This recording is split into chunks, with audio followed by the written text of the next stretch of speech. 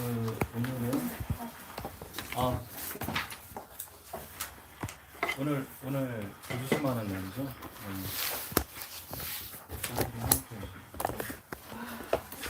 글씨가 안 올라가요.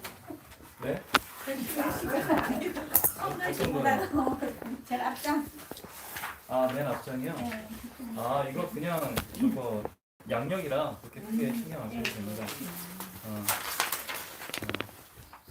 양력 우리가 뭐죠? 수신결이 된다. 주력하고 기도하고는 어떻게 하는가 그거 한번 수업했잖아요. 공부했잖아요. 근데 그때 그 주력 기도를 어떻게 하는가 그 기본 텍스트를 백용승 스님이 쓰신 글에서 글을 중심으로 공부를 했는데 백용승 스님이 어떤 분인가 한번 좀 적어야 될 것 같아가지고 알려드려야 될 것 같아서 좀 알려드린 거예요.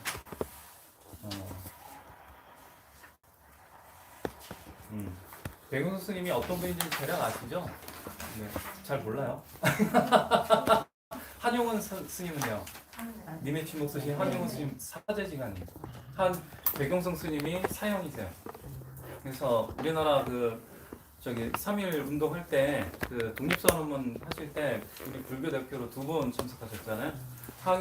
한용운 스님하고 백용성 스님 두 분이 이제 참석하셨는데 여기 다 양력에 써놨습니다. 두 분이 이제 민족 대표에서 불교를 대표해서 참석을 하셨는데 원래 이제 백용승 스님은 그렇게 이렇게 하실 생각이 별로 없으셨어요. 그런데 한용근 스님께서 아주 간절하게 당시 이미 깨달은 도인으로 유명했던 자기 사형을 민족 대표 독립운동을 하는 불교 대표로서 참여하게끔 하려고 한용원 스님이 굉장히 애를 많이 쓰셨답니다. 그래가지고 일설에는 님의 침묵을 간청하다 못해가지고 여기 써놨지만 뭘 썼다? 님의 침묵이라는 시를 썼어요. 그래서 깨달은 도인인 스님께서 제가 이렇게 간절하게 독립운동을 함께하는 걸 청하는데도 뭐한다? 침묵만 지키고 계십니까? 이런 의미로서 물론 이제 님의 침묵을 이제 부처님이라고 표현하기도 하지만 그 님의 침묵을 썼다는 그런 얘기도 아주 유명한 얘기로서 전해지기도 하죠. 백용승 스님은 어떻게 보면 제가 보기엔 한용운 스님보다도 더 도인은 백용승 스님이에요. 진짜 대단한 신분입니다. 그래가지고 여기 양력을 간단하게 써놨고요. 저번에도 주력이랑 연불 이야기할 때도 말씀드렸지만 운동한 덕분에 여기서 여기 빼버렸구나. 당시에 민족 대표 운동 3.1 독립선언문 발표하고 나서 그게 무슨 가게더라? 노는 음식점이었어요. 굉장히 유명한. 그죠? 삼천각이었나? 아니지. 파고다 공원에서 굉장히 가까운 요리집이 있었어요. 굉장히 유명한 요즘으로 치면 1流급 요리집이었는데 용성 스님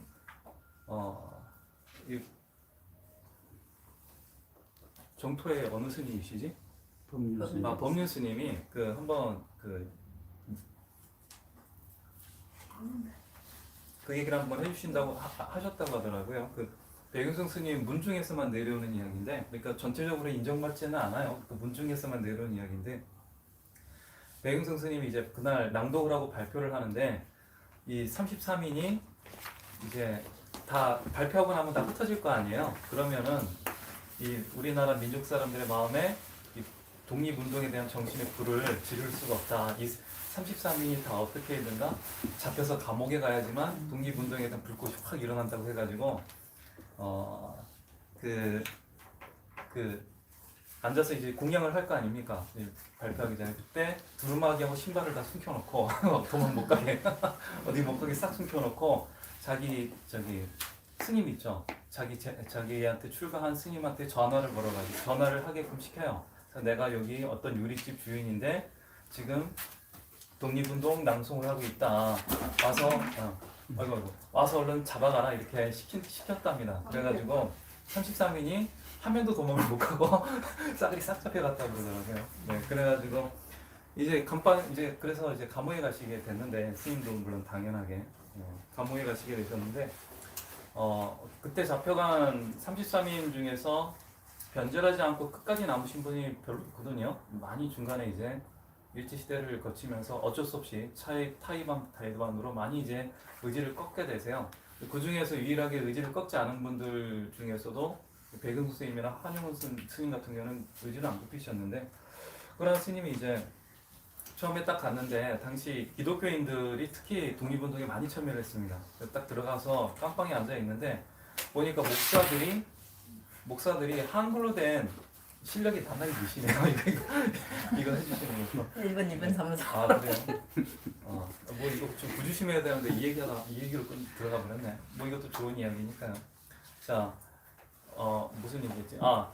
감옥에 들어가고 봤더니 스님께서 보셨더니 거기 목사들은 다 한글 성경을 보고 있답니다. 네, 그걸 보시고 주변에 있던 스님들이 여기 불교도 기독교 못지않은 아주 높은 진리의 뜻이 있는데 우리라고 가만히 있어야 되겠습니까? 우리의 높은 뜻도 드러내야 되지 않겠습니까? 하는 말에 이제 발심을 하셔가지고 이제 한글로 된 경전을 내기로 서원을 하세요. 그래가지고 보면 나오겠지만 이제 한글 최초 한글 금강경도 출판하시고 뭐 조선글 화엄경도 펼쳐내시고 굉장히 한글로 된 경전들을 굉장히 많이 펼쳐냅니다. 그러면서 이제 한용운 스님이 뭐 중간에 나중에 읽어보시면 아시겠지만 뭐 청정성 운동, 대처하지 말자, 육식하지 말자 이런 청정성 운동도 펼치지만 이분께서 여기에 적어놓지는 않았는데 사실은 중국에 건너가셔가지고 당시 일본과 이제 청일전쟁이 붙고 난 뒤에 중국 공산당하고 중국 원래 정부하고 장제스하고 마오쩌둥 같은 주요 인사들하고 다니면서 북한도 쪽에 중국하고 조선이 합작을 해서 만든 공동 광복당, 그러니까 군인이죠. 군인을 결성해서 원래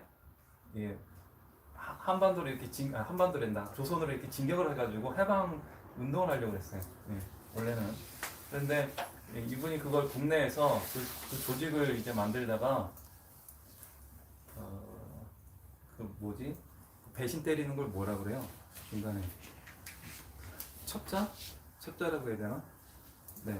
일본 안시의 성을 가진 첩자에게 조직이 와해돼 버립니다. 그래가지고 38년에 조직이 와해돼서 중국하고 조선하고 이렇게 합동으로 만들어진 어떤 무장단체가 한국으로 진격해서 항일 투쟁을 하려고 하던 기획이 무산이 되버려요. 네. 그걸 그렇게 되고 그리고 나서 이제 계속 1940년 이제 열반에 들어가시게 되는데 가장 적극적으로 한용운 스님 못지않게 가장 적극적으로 끝까지 의지를 굽히지 않고 독립운동을 번져 나가신 분 중에 하나가 백영성 스님이세요. 이분이 당시에도 이미 깨달은 분으로 유명했던 분이고 특히 뭘로 깨달았냐면 주력으로서 깨달으신 분이 그래가지고 이 주력에 관련해 가지고 저희가 공부했던 것 중인데 그때 우리 혜정 스님 컴퓨터가 고장나는 바람에 미처 교재를 못 해드리고 제가 말로 그냥 다 풀어버렸죠. 일단 이번에 주력 수행 방법론하고 또 거기에 곁들여서 주문 수행할 때 나오는 신통력에 관련해서도 그리고 주력 말고 그럼 연불할 때는 어떻게 수행을 해야 되는가 그것도 태고 스님 태고 문제에 관련해가지고 좀 수업을 해놨습니다. 원래는 예전에 예불문도 이렇게 같이 해드리기로 했는데 예불문을 만들어 넣었었어요. 그런데 예불문을 만들어 넣다 보니까 분량이 너무 많이 늘어나서 일단 예불문은 뺐습니다. 예불문은 나중에 저희가 예불에 관련해가지고 다시 한번 언급할 기회가 있을 때 그때 드리기로 결정을 했고요. 그래서 이번에 수신별 보충 자료라고 해놨는데요.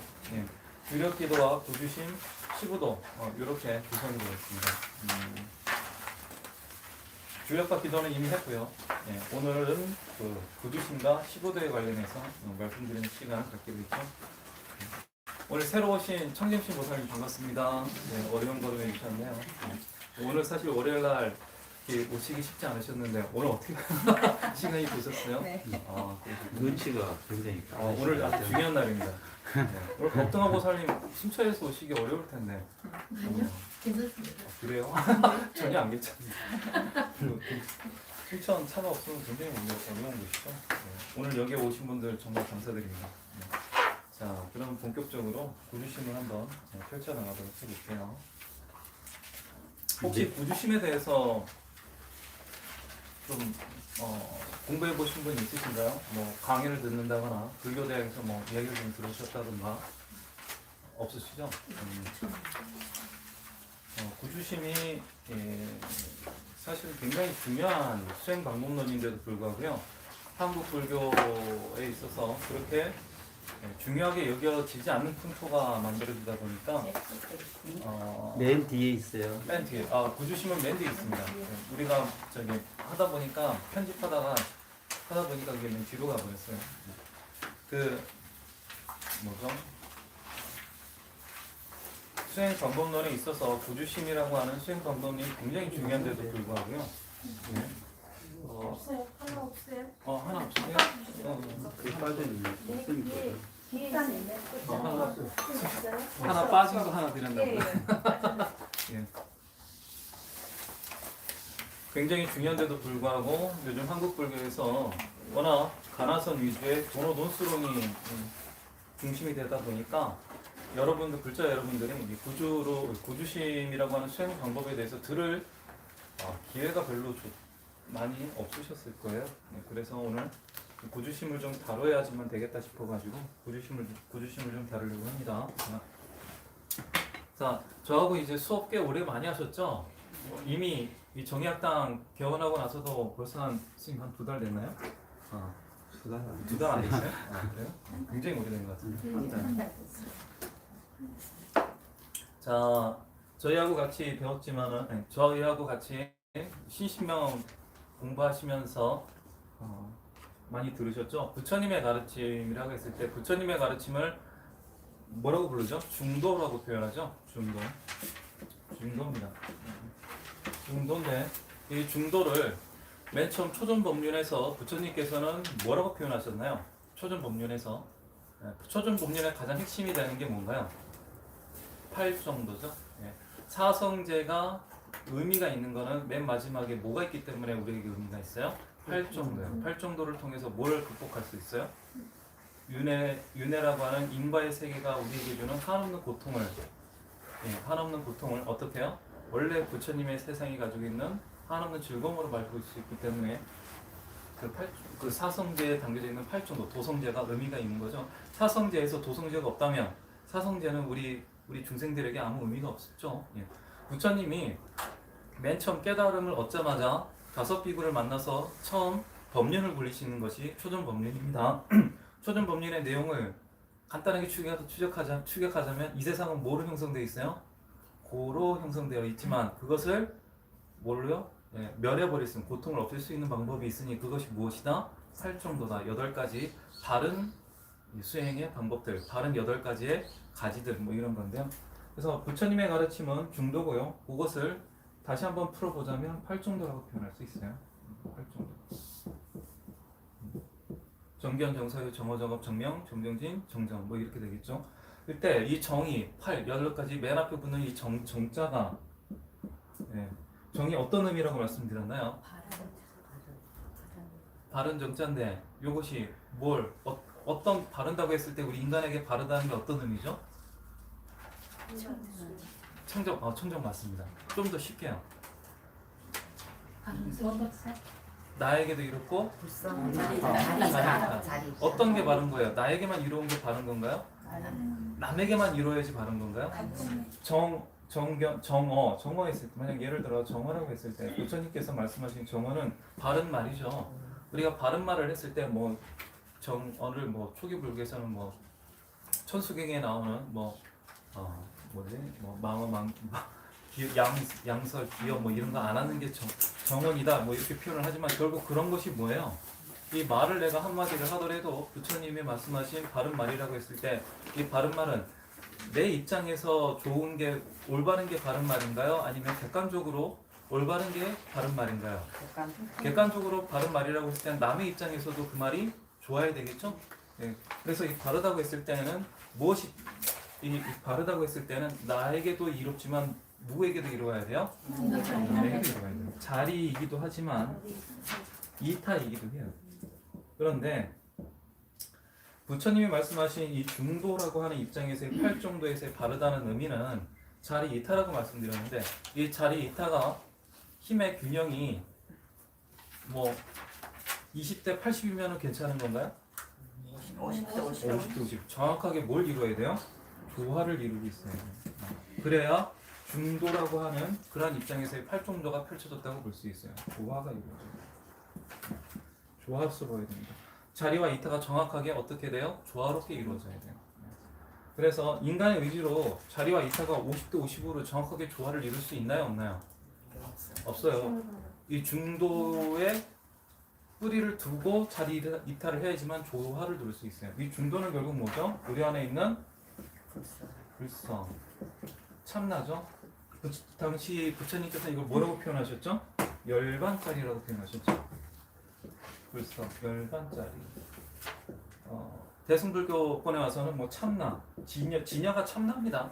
참나를 한글로 푸니까 참나, 진나, 이 참나가 된 거예요. 참나, 불성, 열반, 참나 다 같은 말이에요. 단어에 끌리지 마세요.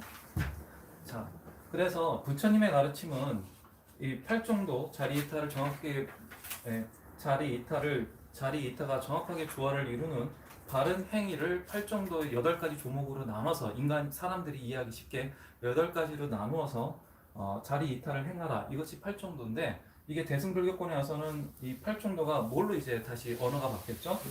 육바라밀이라고 언어가 바뀌었어요. 똑같은 거예요. 근데 육바라밀이나 팔정도나 팔정도라고보다는 이제 팔정도는 부처님 당시 벌써 몇천 년 전 이야기이고 세월이 지나면서 중국과 한국이 동아시아에 오면서 그 문화가 바뀌었죠. 장소도 바뀌고 그래서 이 팔정도가 뭘로 바뀌어요? 6가지 덕목으로 바뀌어서 표현이 되게 되는 겁니다. 그래서 똑같은 표현, 똑같은 자리 이타가 실천되는 행위인데 이것은 8가지의 바른 올바른 8가지 수행 덕목이라고 표현된 것 뿐이고 이 육바라밀은 6가지의 바라미타 6가지의 바른 행위 6가지의 올바른 완벽한 행위 뭐 이런 뜻으로 바뀌게 된 거예요. 그런데 불교라고 하는 것이 이것이 지금 개념이라고 한다면, 그죠? 교리라고 한다면, 불교는 교리만 중요시하게 여기나요?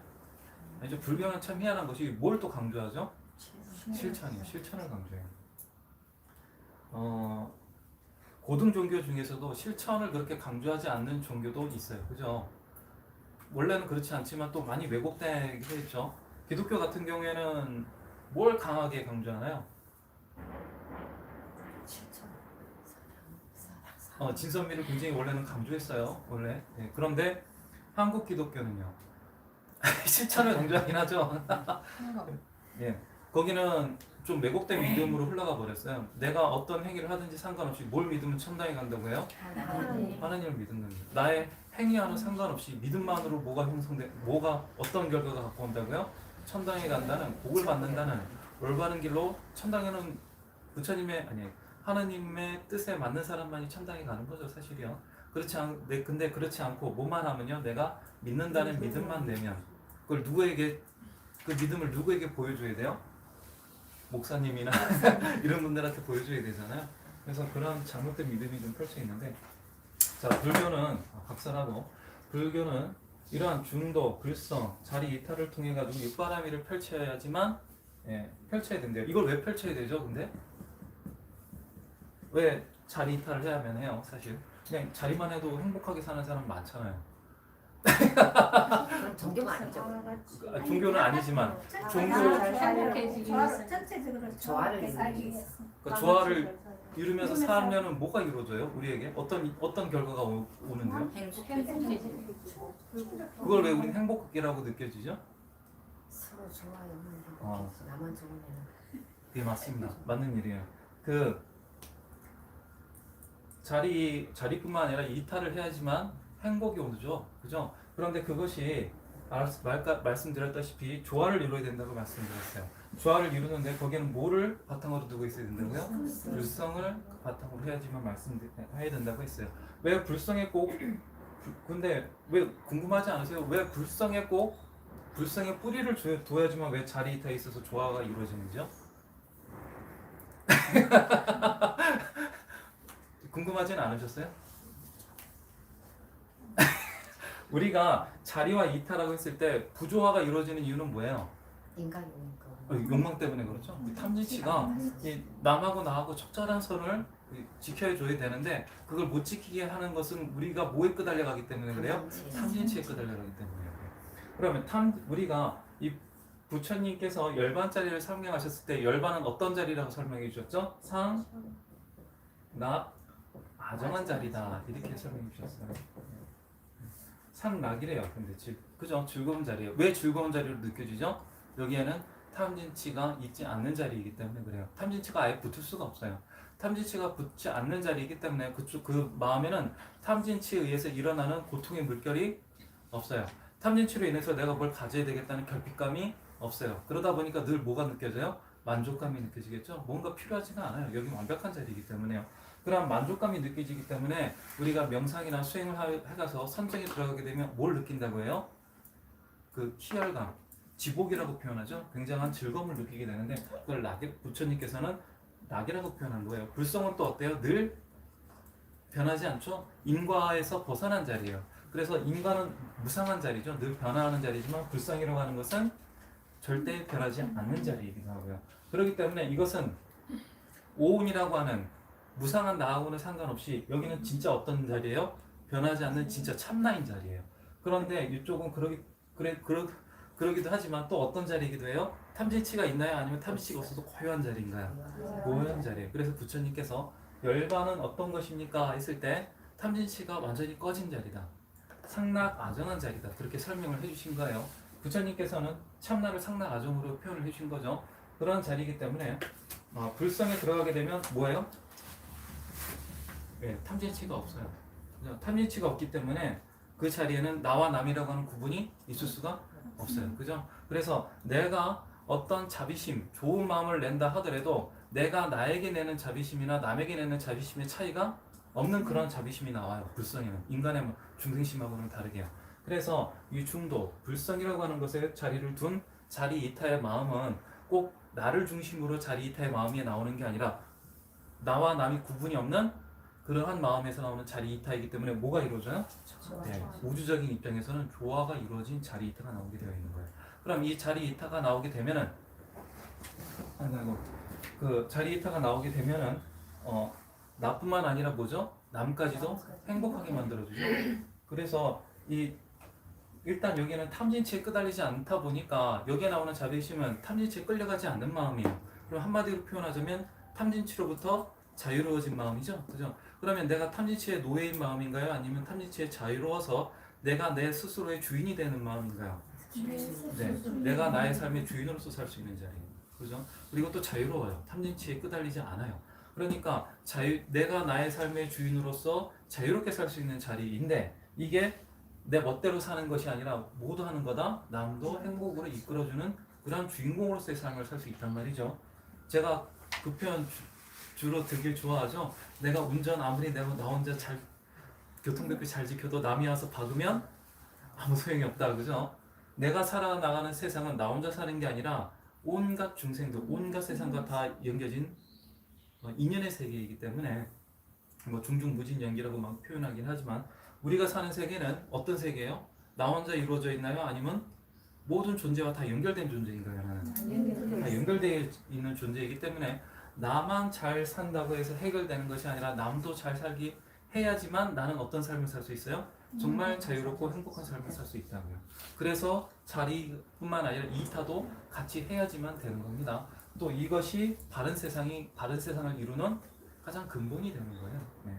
그래서 이제까지 설명드렸다시피 부처님의 가르침의 핵심은 뭐다? 불성이다. 근데 불성에서 끝나는 것이 아니라 불성 안에는 본래 뭐가 부처님께서 성다오시고 나서 온 중생의 마음을 보니 온 중생의 마음에도 뭐가 갖춰져 있다고 말씀하셨어요? 부처님의 지혜와 독상이 나하고 똑같이 갖춰져 있다더라. 그렇게 말씀하셨죠? 불성이 핵심이고 부처님 우리 불교는 불성이 핵심이고 그 불성 안에 원래 들어있는 부처님의 지혜 독상을 어떻게 펼쳐내요? 팔정도와 육바람이래요.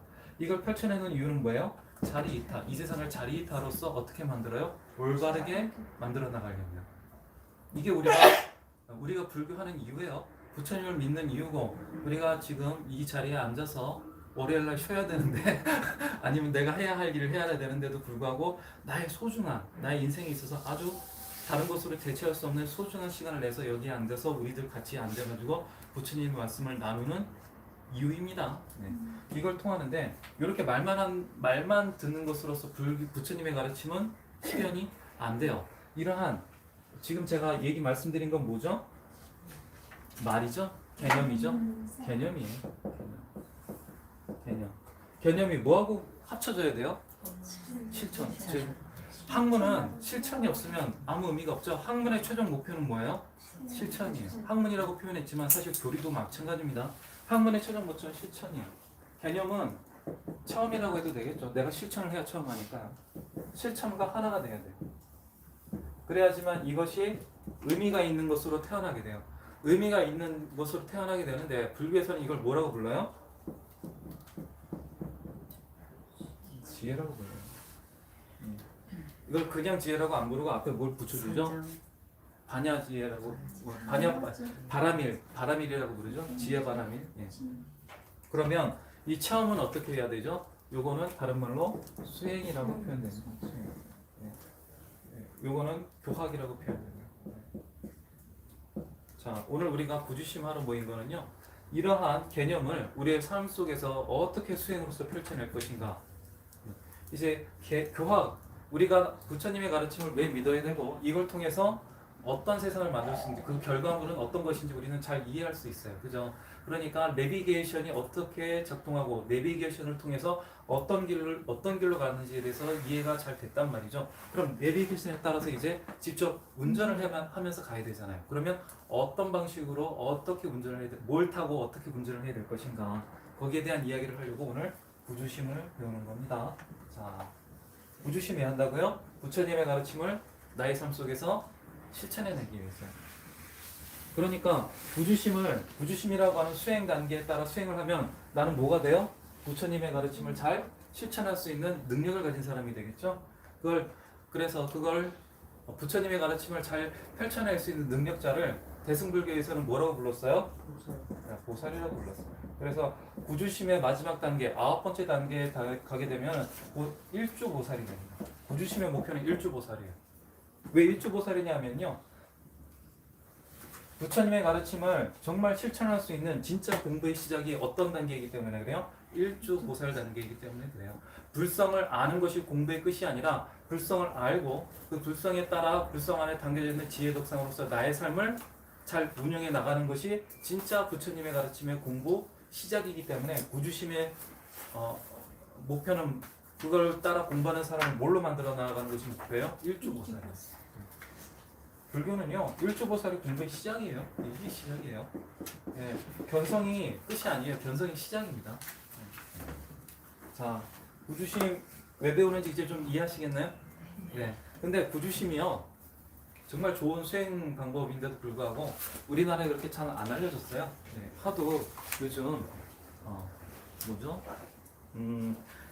가나선의 도노 돈수 제일주의에 해가지고 이런 도노 점수적인 수행 방법은 선방이나 불교대학이나 이런 거 전혀 안 가르치고 있습니다. 너무 안타까워가지고요. 자, 한번 부주심을 꼭 해드려야 되겠다 생각을 하고 있었는데 이제 저희 정의학당에서 마침 이제 다음 주부터 실차함도 들어가기 때문에 아주 잘 됐다 싶어가지고 부주심과 시부도를 이번 기회에 한번 하려고 해요. 야, 이거 인식이 안 된다. 큰일 났다. 이거 아직 더 써야 돼. 나온다. 자, 그래서 오늘은 부주심의 시간입니다. 아홉구자, 보물주자. 자, 지금 여러분들 맨 마지막 페이지 보시면 부주심 있을 거예요. 네, 부주심. 제가 어제 급하게 만들다 보니까 좀 여러 가지로 안 맞는 게 있죠. 사실 부주심이 맨 뒤로 갔어야 되는데. 자, 부주심 한번 보실래요? 그림 보시면 이 부주심은 티베트 부주심이에요. 이거 티베트 그림은 탕가라고 불러요. 탕가. 이게 한국에서는 뭐라고 발음이 될까요? 탕가, 탱화입니다. 이게 인도에서 티베트로 넘어갔을 때는 탕가라고 불리게 되고 탕가가 중국에서 한국으로 넘어와서는 탱화라고 불리게 된 거예요. 자, 부주심의 그림을 한번 차분히 보실 필요가 있어요. 그러면 이 구주심이라고 하는 게 과거에도 별로 그렇게 별 의미가 없어가지고 현대 불자들이 잘 모르는 것처럼 몰랐느냐? 그렇지 않아요. 굉장히 중요한 수행 방법입니다. 지금도 티베트에서는 이 구주심 수련 방법에 대해서 굉장히 중요하게 여기고 있죠. 달라이 라마 같은 분은 이걸 늘 언급하세요. 구주심 수행에 대해서요. 우리나라 스님 중에는요, 구주심을 가장 중요하게 여긴 스님은요, 원효 스님이. 원효 스님이 구주심을 가장 중요하게 여기셨어요. 원효 스님의 그 지금 전 세계에 있는 세계 불교 학자들, 학자들이 가장 중요하게 여기고 있는 책 중 아니 저작 중에 하나가 원효 스님의 대승기신노 소거든요. 거기에서 대승기신론에 담겨져 있는 수행 방법을 뭘로 풀어냈다? 구주심과 연결지어가지고 풀어내는 글이 있어요. 그래서 원효 스님께서는 대승기신론을 굉장히 중요하게 여겼습니다. 또 이 구주심이라고 하는 것이 일단 지금 티벳에서 굉장히 중요하게 여겼다고 했고, 또 대승불교에 있어서의 수행 방법이라고 그랬죠. 제가 말씀드렸다시피 대승기신론 이야기, 대승불교의 뿌리가 두 가지다 이렇게 말씀드렸어요. 인도에서 달마 스님이 신신명 할 때 이야기 들으셨죠? 저하고 같이 신신명 들으신 분은 기억나실 거예요. 신신명 수행할 때 처음 인도에서 중국으로 달마 스님이 선종을 갖고 들어오시게 되고, 선정을 펼치실 때 소위 경전, 가장 중요한 경전을 뭐로 여기셨다고요? 능가경으로 여기죠. 능가경을 이루는 큰 핵심 교리, 두 가지 핵심 교리가 뭐하고 뭐라고요? 예. 예. 갑자기 기억이 안 나지? 그러니까. 공종, 중도 사상, 공종 사상하고요, 유식 사상, 능가경. 그리고 불성에 대한 불성으로서는 열애장 사상이라든가 이런 게 가장 중요하게 언급되고 있는 것이 능가경이라고 했어요. 그래서 달마 스님이 이 해가 스님에게 법을 물려준다 했을 때 다루나 가사를 물려준 게 아니라 뭘 물려줬다고요? 능가경을 물려줬어요. 그래서 능가경 해가지고 이걸 나중에 능가종이라고 이제 후대에서는 불러주게 되는데, 능가경의 가장 큰 능가경이 얘기하고 있는 능가경에 담겨져 있는 핵심을 이루는 그 철학 중에 가장 큰 것이 뭐라고요? 선교 일치요. 두 번째는요? 선교 일치. 두 번째는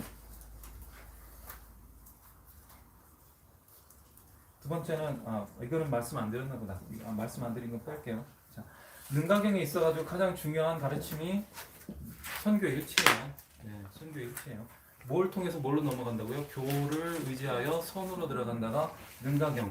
달마 스님이 자기 선종을 가르칠 때 자기 제자들에게 가르친 가장 첫 번째 교의라고요. 네, 큰 뜻이라고요. 그래서 교학을 뭐하고 대등하게 가르쳤어요? 선수행하는 방법이나 교학이나 가장 대등하게 가르쳤다고요.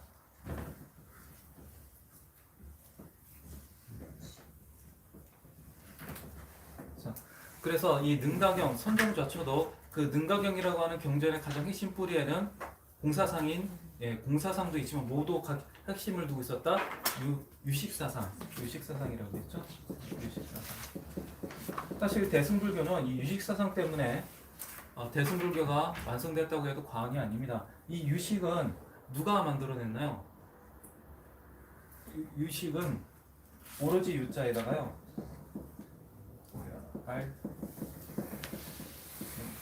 알식자거든요. 이 유식을 만들어낸 사람들이 누구냐면요. 유식은요.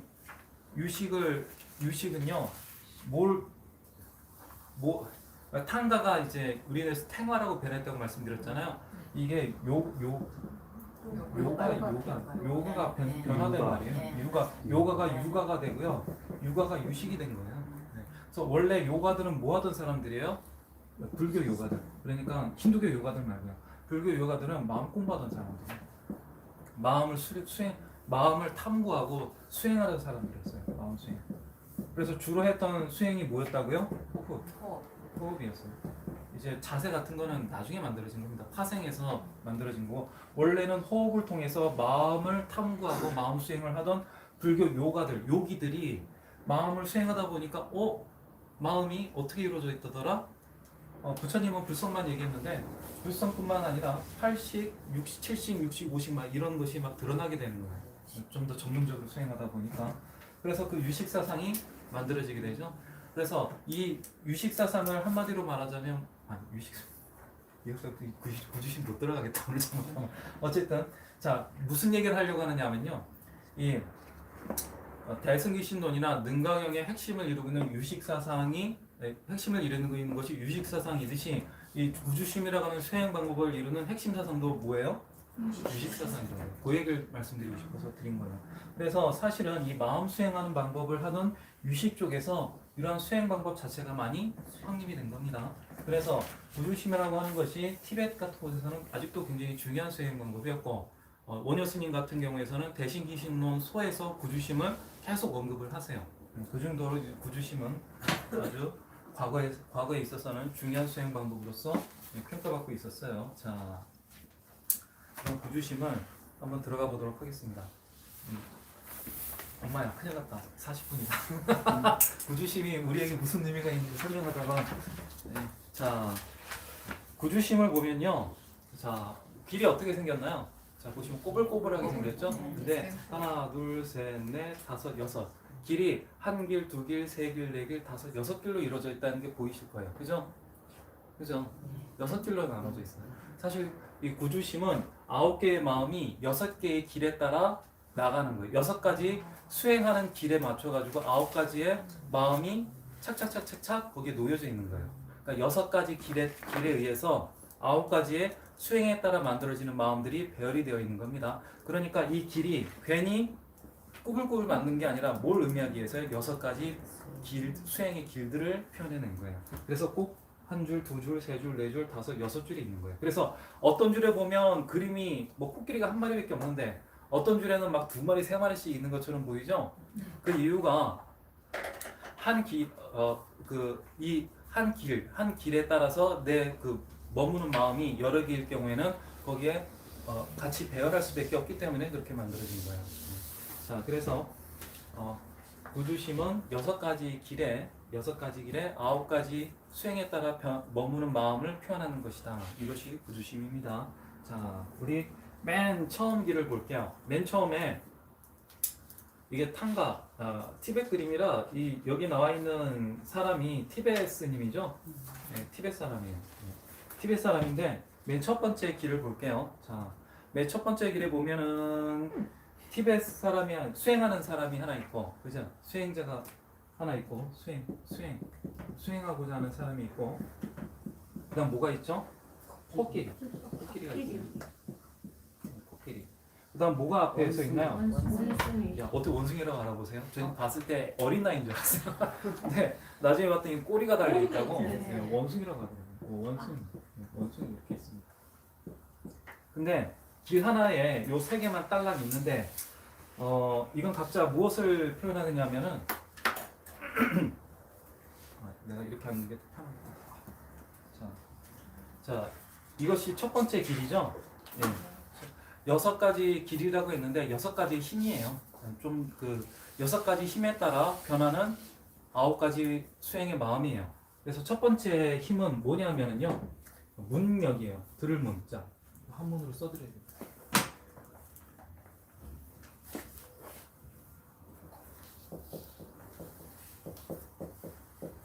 문력, 들을 문자.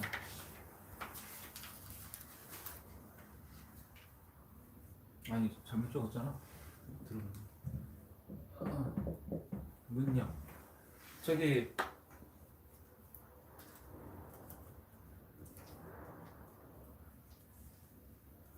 문력입니다.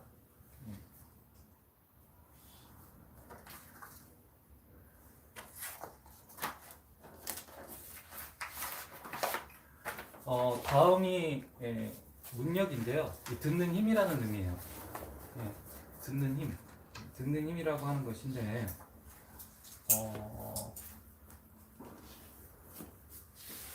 듣는 힘이라고 한 것인데 맞다. 자, 여기 정리해놨구나. 자, 다음에는 이 처음에 6가지 길이라고 그랬죠. 그걸 6가지 힘이라고 표현하기도 해요. 그래서 6가지 육력이라고도 하는데, 첫 번째는 문력이에요. 두 번째는요, 사력. 그냥 듣기만 하세요. 나중에 다 적어줄게요. 적어드릴게요. 세 번째는 억념력. 네 번째는 정지력. 다섯 번째는 정진력. 여섯 번째는 관습력이에요. 그러니까 첫 번째는 문이고, 두 번째는 사예요. 그죠? 세 번째는 억념력이나 네 번째 정지력, 다섯 번째 정진력, 여섯 번째 관습력인데 뭐 좀 많이 비슷한 것 같지 않아요? 맞습니다. 문사수예요. 문사수. 모든 수행은 어디에 기반을 두고 있다고요? 생각사, 사력. 나머지 3은 수행에 관련된 그러한 것들이 다 자리를 잡고 있어요. 그래서 처음에 이미 사는 사실 진리를 듣는 힘이잖아요. 그러면 사실 수행은 아니잖아요.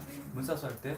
그리고 사도 그 진리를 잘 듣고 그걸 이해해서 내 걸로 만드는 거죠. 그래서 사실 수행은 아니에요. 그죠? 좀 엄밀하게 얘기하자면. 그렇지만 이미 이 구주심은 수행에 관련된 얘기죠.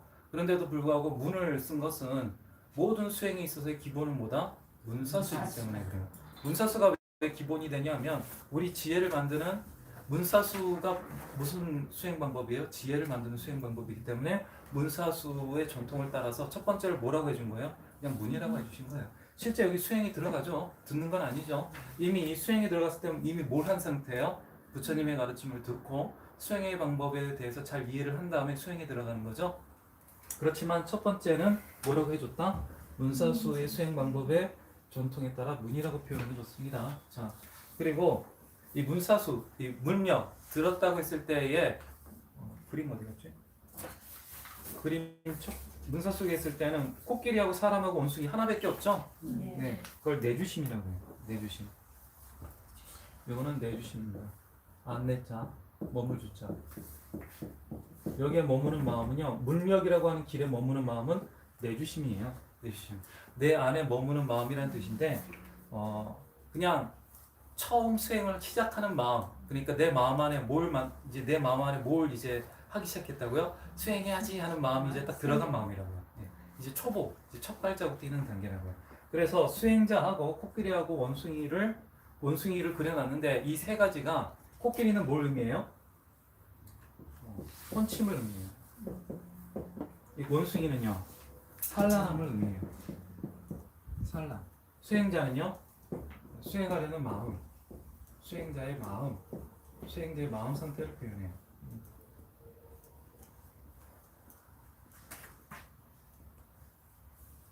그런데 이게 사실은 원숭이나 코끼리나 수행자나 다 내 한 마음이죠? 내 한 마음, 나라고 수행하려고 딱 앉아있는 내 한 마음을 이렇게 세 개로 나눠서 표현한 거예요. 신신명 얘기 들었을 때 나의 수행을 가장 방해하는 놈들이 뭐라고요? 산란하고 혼침이라고 한번 설명드렸죠. 혼침을 없앨 때는 뭘 없애요? 알아차림. 산란을 없앨 때는요? 선정수행, 뭐 이렇게 정해로서 없앤다고 했죠. 여기는 구주심의 단계에서도 혼침과 산란으로서 표현을 합니다. 내 마음에 있어가지고 수행을 가장 방해하는 것들을요. 자, 맨 처음에 길을 보죠. 이 산란하고 혼침이 수행자하고 가깝나요? 멀리 떨어져 있나요? 위에 있는 그림들하고 비교해서는 좀 많이 떨어져 있는 상태죠. 수행자가 원숭이하고 코끼리를 다스리려고 해도 다스릴 수 있어요, 없어요? 멀리 떨어져 있어서 없어요. 수행자가 손에 뭐 들고 있냐면요, 여기서는 뭐 막대기 같은 거 들고 있는데 이 막대기하고 오른손에는 뭐 막대기, 왼손에는 밧줄을 들고 있는 거예요. 막대기는 뭐냐면요, 막대기가 의미하는 거는 코끼리는 혼침이지, 얘는 혼침. 막대기는요,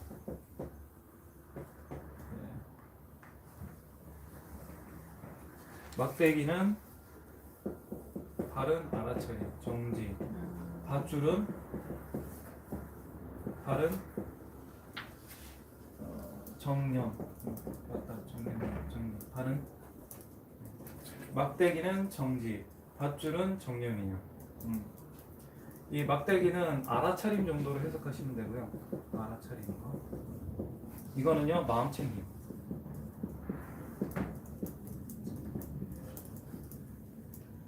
티베 서적이나 뭐 탕리탄 스님이나 이런 거 번역한 거 보면 번역자들이 수행에 대해서 잘 모르다 보니까 알아차림하고 마음챙김하고 이제 그냥 통합해서 해석해 버리는 경우가 많아요. 그런데 그게 아니라 원래 수행에 있어서 이 정념은요, 이 염자가 뭐죠? 지금 있는 마음이죠. 지금 있는 마음이라는 뜻도 있지만 정념에는 이 염에는요 기억하다는 의미도 있어요. 내가 관세음보살이라고 부를 때는 내가 뭘 기억하고 있어야 부를 수 있어요? 관세음보살을 기억하고 있을 수 있기 때문에 염 계속 부를 수 있는 거예요. 지금 내가 부를 수 있는 거예요. 관세음보살을 기억하기 때문에 내가 뭘 할 수 있다고요? 관세음보살을 지금 부를 수 있잖아요. 그래서 여기 염에는 기억하다 이런 의미도 있어요. 네. 그래서 그래서 이 마음챙김이라고 하는 것은 마음챙김이라고 하는 것은 뭘 잊지 않는 거예요? 만약 불성을 알아보자 했을 때는 불성을 잊지 않고 챙기는 거예요. 이렇게 챙기는 거예요. 이 정지는요 알아차리는 건데 내가 예를 들어서 내가 불성이라고 그러니까 좀 어려워하실 수 있겠다.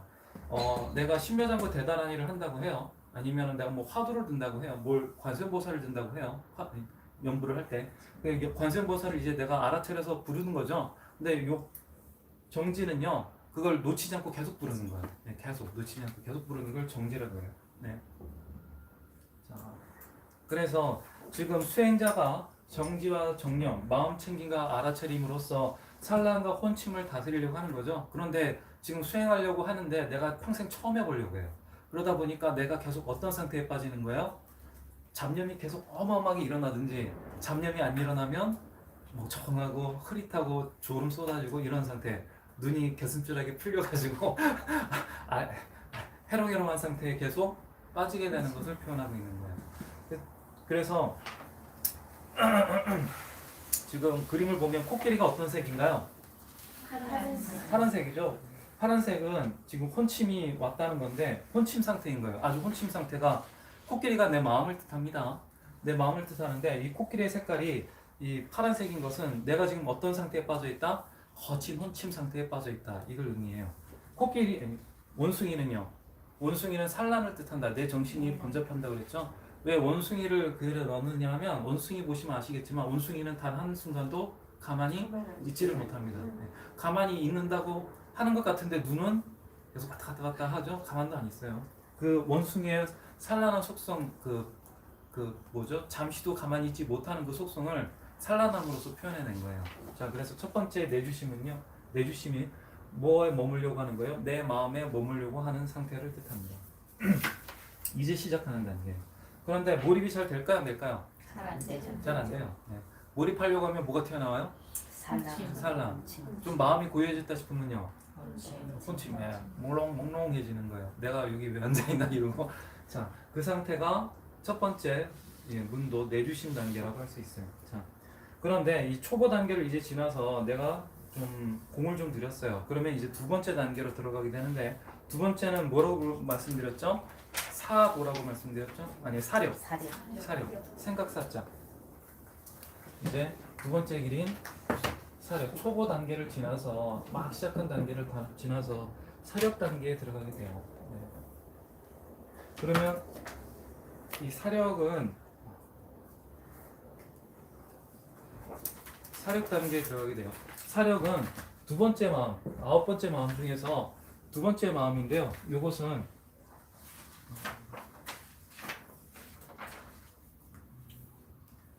자, 속,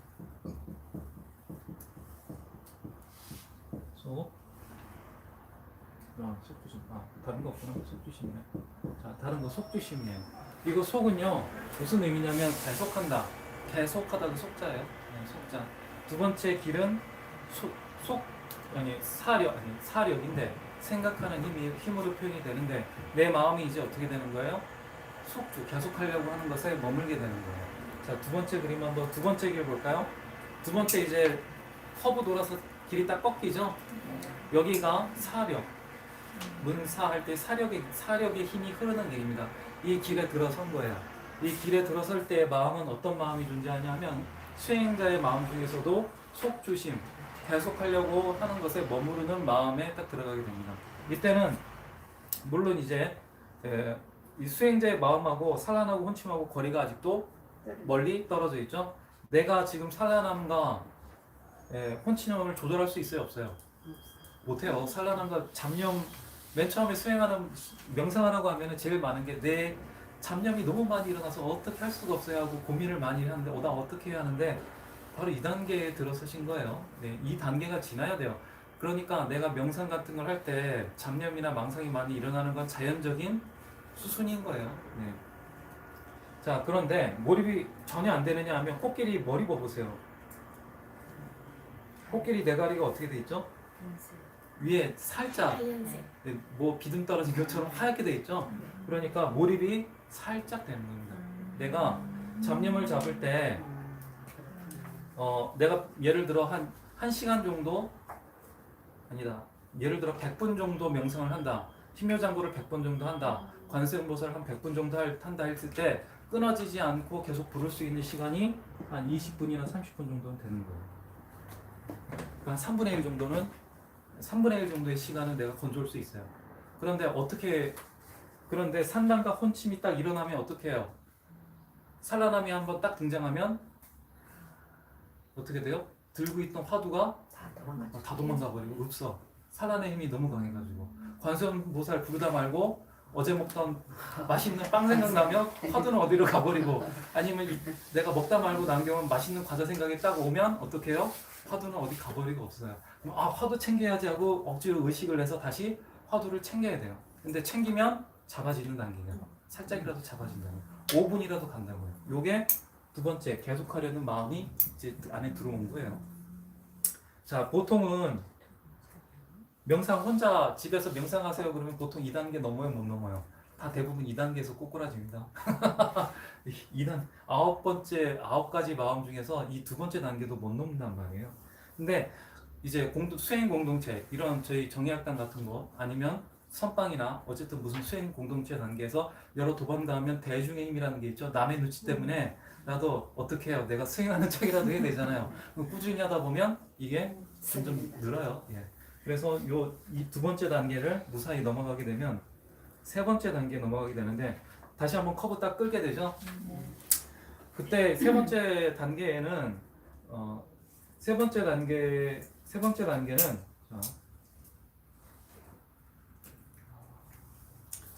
단계는 힘이 바뀌어요. 딱 그 길에 들게 되면 이 세 번째 힘이라고 하는데 이거 한자가 어려워. 나도 보고 써야겠다. 맞습니다. 야, 예습 많이 해보셨네요. 금방 들었는데. 그래요? 야, 기억이 좋구나. 나는 이거 기억 못했어요. 맨 처음 공부할 때. 엄념력. 네. 억은 기억하는 거죠. 생각을 기억하는 힘이 강해지는 거예요. 네. 그리고 맨 처음에 이제 이 길에는 코끼리 그림이 2개가 붙어 있네요. 그죠? 이 엄념력이라고 하는 길에는 길의 이름이 엄념력이에요. 네, 길에 코끼리가 2개가 붙어 있는데 그 세 번째하고 네 번째 마음이 이 길에 같이 존재하고 있는 거예요. 자, 세 번째 마음부터 먼저 한번 볼게요. 세 번째 마음에는요, 안주심이에요. 자, 자꾸 잡념이 일어나요. 나 힘들어서 못하겠어요 하고 집어던지지 않고 계속 열심히 그래도 꾸준히 밀고 나가다 보면은 이제 고개를 한번 넘게 되고 안주심이라고 하는 단계에 들어가게 됩니다. 그러니까 초보 단계 벗어난 거예요. 이제는 초보 단계 벗어난 거예요. 안주심이라고 하는 단계에 들어가게 되는데 그림 한번 볼까요? 자, 맨날 코끼리 못 쫓아가가지고 뒤에서 허덕허덕거리고 있다가 이제 어떻게 돼요? 밧줄을 어디에 걸었나요? 목에다. 이야, 코끼리 목에 딱 걸었어요. 네, 코끼리 목에 딱 걸었어요. 자, 이거 번쩍한 부분 치우자. 자, 막대기는 정지고 밧줄은 정념이라고 했죠? 마음 챙김의 힘이 코끼리 거친 산란함을 이제 어떻게 해요? 잡아당기기 시작하는 거예요. 원숭이, 예. 이것도 써드려야 되는구나. 이제 뭐가 좀 가능해지는 거예요? 이제 조금 그래, 많이 예. 맞아요. 예. 이게 이제 내가 수행을 했을 때 잡념이 딱 일어나면은 사정없이 끌려갔잖아요. 이제 그런 단계는 아니에요. 한번 잡으면 어느 정도 5분 이상 잡을 수 있어요. 그래서 노초도 어떻게 해요? 다시 금방 잡아오는 그 의미. 이전 단계는 한 번 놓치면 대책이 없는 거고, 지금 2단계 들어오게 되면 다시 잘 잡아올 수가 있어요. 그래서 잘 잡아올 수 있으니까 내가 금방 놓쳐도 뭘 다시 잘 기억하는 거예요? 내 화두나 뭐 이렇게 수행 대상을 잘 기억하는 거예요. 그래서 억념역이라고 부르는 겁니다. 잘 기억해낸다고요. 내가 잃어버렸다는 것을 한 번 까먹으면 뭐 한 10분, 20분씩 놓치는 게 아니라 이거 내가 잡념에 빠졌네 하면 바로 다시 즉시 내 마음에 끄집어 당겨올 수 있다고요. 그래서 억념역이라고 부르는 길이에요. 그래서 세 번째는 어디에 들어가요? 이제 안주심에 들어가게 돼요. 세 번째 그림은 내가 이제 심려장구를 하든지 간에 뭐 기도를 하든지 간에 이제 부를 때는 어때요? 잡념이 덜 기승을 부리다 보니까 수행할 때 좀 어때요? 마음이 좀 편안해. 좀 부를 때 덜 괴로워. 맨날 나는 스님께서 이렇게 잡념하고 싸우면 안 되고 생각 내려놓고 해야 된다고 해서 맨날 잡념하고 싸우고 맨날 힘들었는데 2단계에 딱 들어오게 되면요, 이제는 내 힘이 그만큼 강해진 거죠. 그래서 수행할 때 좀 마음이 편안해요. 잡념이 그렇게 안 덤벼든다고요. 내가 힘이 쌓여지니까. 그래서 안주심이라고 부르게 되는 거고. 자, 그림을 통해서 보자면 거친 마음이 있어가지고요. 코끼리가 어떻게 됐죠? 거친 마음. 이제 목이 하얘졌죠? 대가리가 완전히 하얘졌어요. 그죠? 대가리가 하얘진 만큼 하얘졌고요. 또 한 가지 특징은 뭐예요? 거친 마음의 코끼리가 누굴 바라봐요? 수행자의 마음을 바라보는 거예요. 이제 딴 데 못 보는 거예요. 완전하게 정화가 된 건 아닌데 이제는 최소한 뭐는 한다? 산란한 마음은, 이 산란심은 내가 이제 어느 정도 컨트롤할 수 있는 거예요. 그러다 보니까 산란한 마음에 위에 안 보이던 게 하나 딱 드러났죠? 뭐 하나 위에 얹어 있어요. 그죠? 요게 이게 토끼예요, 토끼. 이걸 토끼라고 그랬어요. 이 토끼인데, 토끼는 미세한 산란함을 의미합니다. 우리가 뭐 파도가 이렇게 칠 때는, 파도가 막 이렇게 광풍이 불 때는 산들바람 느낄 여유가 없죠.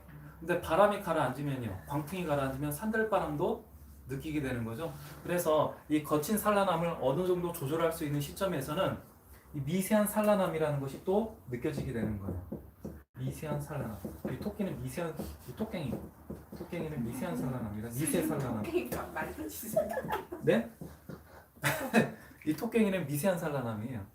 이 미세한 산란함하고 거친 산란함은 어떤 차이가 있을까요? 거친 산란함은요, 내가 만약 주력을 한다 그랬을 때 잡고 있던 주력을 완전히 날려버려요. 그런데 미세한 산란함은 내가 심혈장구를 계속 부를 수 있는 힘이 있는데 알게 모르게 뭐가 끼어드는 거예요? 자꾸 잡음이 자꾸 끼어드는 거예요. 내 뭐 연골 같은 걸 없앨 힘은 없지만 계속 옆에서 치근덕거리는 것이 자꾸 끼어들어요. 네. 그래서 은은하게 뭐 심혈장구 부르면서도 계속 이따가 나 저녁에 아드네 뭐 약속인데 이런 생각이 문득문득 오긴 오는데 내가 하는 것을 멈추게는 못하는 거예요. 요것도 이제 다스릴 수 있는 수행의 단계에 이제 접어든 겁니다. 자, 그래서 이 안주심 단계에서의 가장 큰 특징은 거친 몰입이 이제 나를 수행자의 힘에 끌려오게 됐다는 거. 네. 그리고 원숭이도 앞에 머리가 좀 하얗죠? 네. 이 산란함도 힘이 어느 정도 약해졌다는 거. 그렇지만 산란함은 어때요? 수행자 보고 있나요? 아직도 지멋대로 앞보고 있나요? 아직도 앞보고 있는 상태예요. 네. 그래서 산란함은 힘이 약해졌지만 아직도 문득문득 수행자가 거부할 수 없을 정도로 막 툭툭 튀어나온다고요. 네. 그래서 이 정도는 안주심 단계라고 할 수 있어요. 네. 그런데 이것까지 설명하면 너무 힘들어하시겠다. 이건 나중에 보통 설명하는데 이런 마음을 만들어냈을 때 이 마음에는 뭐가 지금 작용하고 있는 건가요? 억지로 하는 나의 의도하는 마음이 들어 있겠죠. 자연스러운 상태는 아니죠. 내가 지금 수행자가 어떻게 해요? 밧줄과 망치로 지금 나의 산란심을 억지로 다스리려고 하는 상태입니다. 이 상태에서 이제 앞에 이 억념역이라는 길에는 코끼리 그림이 두 장 들어있다고 그랬죠? 다음 네 번째 그림을 한번 볼게요. 자, 네 번째 그림은요. 네 번째 그림의 이 마음은 군주심이라고 부르는 단계예요. 안주심에서 한 발자국 더 나아갔죠. 가까울 근자예요. 근주심. 그다음에 근주심. 근주심. 원숭이.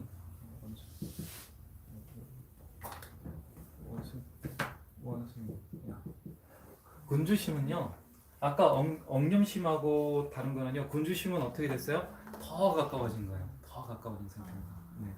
그러니까 이제는 앞하고는 또 뭐가 좀 다른 거냐면 내가 정신 집중이 한 번에 안 되죠. 정신 집중하려면 내가 좀 오랜 시간을 들여야 원래 정신 집중이 되잖아요. 그러니까 세 번째 안주심 단계에서는요. 내가 화두를 들더라도 화두 집중이 되려면 시간이 좀 오래 걸리는 상태인데 수행이 더욱 익어져 가지고 나의 힘이 강해지다 보니까 화두를 한 번에 딱 들면 화두 일념이 바로 되는 상태가 바로 요 뭐라고 부르지? 군주심 단계예요. 네, 군주심 단계예요. 그래서 내가 심묘장구를 부르는다 하더라도 부르는 즉시 뭐가 돼요? 내 정신에는 심묘장구 하나로 정신 통일이 딱 되는 단계가 이 군주심 단계입니다. 그러니까 내가 어떤 수행 단계인지 이걸 통해서 측정하시는 거예요, 실제로. 자, 그래서 이 군주심 내가 몰입을 하고자 했을 때 바로 즉각 몰입이 되는 상태. 그런데도 이 군주심 단계에는 그렇지만은 보세요. 코끼리가 많이 정화됐죠? 네. 절반은 정화가 됐지만 아직 뭐가 남아 있나요? 아직도 산란심은 계속 남아 있는 거예요. 위에 미세한 토깽이는요. 토깽이도 미세한 흐름도 많이 제어가 되고 있기는 하지만 아직도 토끼 힘도 남아 있고요. 이 원숭이는 어떻게 됐나요? 앞에는 하얀데 머리가 뒤에는 이건 아마 색깔을 좀 이거는 그냥 반이 하얘졌다고 보시면 돼요. 그냥 표현상의 문제라고 보시면 됩니다. 자, 그렇지. 이 불길은요, 옆에 막 불 같은 거 막 뿜어져 나오잖아요. 네. 그죠? 이거는 열심히 해야 된다는 의미예요. 의도적으로 가중진해야 된다는 거예요. 그러니까 내가 열심히 해야 된다는 의도를 표현해요. 그래서 군주심은요, 설명드렸구나. 이 억념력하고 같은 길에 있는 그러한 나의 마음인데 앞에 있던 억념념하고 뭐가 다르냐? 뭐지? 안주심하고 뭐가 다르냐면 힘이 더 강해져서 코끼리의 잡념이 많이 상쇄가 됐고 내가 화두를 몰입을 하고자 하면 바로 화두를 들고자 하면 바로 화두 집중이 되는 상태를 바로 근주심이라고 표현하는 겁니다. 뭐가 나하고 많이 가까워졌어요? 이제는 내 수행자의 마음하고 산란심 혹은 혼침하고 아주 가까워져서 이제 산란함이나 혼침이 수행자를 떨쳐버릴 수가 없어요.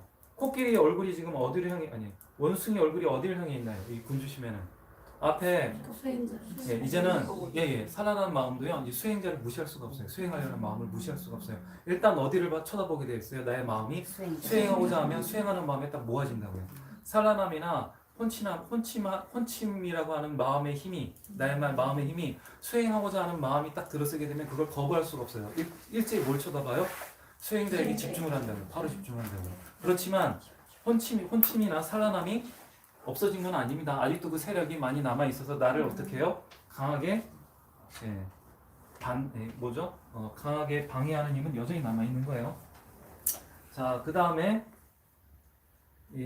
한 번 더 길이 꺾이죠? 네, 꺾이게 됩니다. 자, 길이 또 한 번 꺾이게 돼요. 지금 사실은 문사 지나고 나서 계속 수하고 있는 중이죠. 네, 계속. 자, 이제 마지막 두 번째는요. 이 두 번째 길의 이름은 두 번째란다. 다섯 한 번, 두 번, 세 번 꺾였죠. 네 번째 꺾인 길의 이름은요. 정지력이라고 불러요. 정지력. 네, 정지력이라고 불러요. 정지는 아까 뭐라고 그랬죠? 알아차림이라고 했는데 이거는 내가 집중해야 될 대상을 잘 기억해서 아는 거고 이거는 정지는 뭐라고 그랬죠? 놓치지 않고 계속 흐르는 거라고 그랬죠? 그 길이에요. 정지. 네. 바로 말 그대로입니다. 그래서 이 정지력에 딱 들어오게 되면 코끼리가 어떻게 돼 있나요? 코끼리가 머리에 뭘 이렇게 수행자가 이제 앞에 있나요, 뒤에 있나요? 예, 드리어 산란심과 혼치심, 산란함이나 혼침하는 마음보다도 수행하려고 하는 수행자의 힘이 드리어 더 강해진 거예요. 이제는 그래서 이 코끼리는 뭐라고 그랬죠? 혼침이라고 그랬죠? 혼침에다가 머리에다가 뭘 대고 있어요? 뭐 막대기 같은 걸 대고 있죠? 이 막대기가 뭐요? 알아차림이에요. 그래서 혼침이 일어나려고 그러면 바로 뭘 할 수 있어요? 알아차림으로 어떻게 해요? 정신 차리게 해준다고요. 네. 그러니까 혼침이 일어나면 이제는 즉시 깨부실 수 있는 힘이 생긴 거예요. 이 수행 단계는. 그래서 원숭이는 힘을 잃었죠. 이제 겨우 어떻게 해요? 이 살아나는 마음이 있긴 있는데 코끼리 꼬랑지 붙잡고 가잖아요. 힘이 없어가 힘이 빠져가지고 이제 허리도 어떻게 해요? 꾸부정하게 돼 있죠. 예, 이젠 얘도 나의 정신을 수행자의 마음을 어지럽히지 못하게 하고 어떻게 해요? 혼침이 와야지만 어떻게 해요? 혼침이 오는 것보다도 산란하면 더 힘이 떨어진 거예요. 자, 그래서 이 길에 있어가지고 코끼리 머리에 이 뭐죠 막대기를 대고 있는 것은 내가 혼침이 오자마자 어떻게 해요? 알아차리는 거예요. 즉시 알아차려서 깨부시는 상태인 거예요. 네. 요것을 요 그림의 이름을 안 말씀 안 드렸구나. 자, 그래서 여기는 복주심이라고 불러요.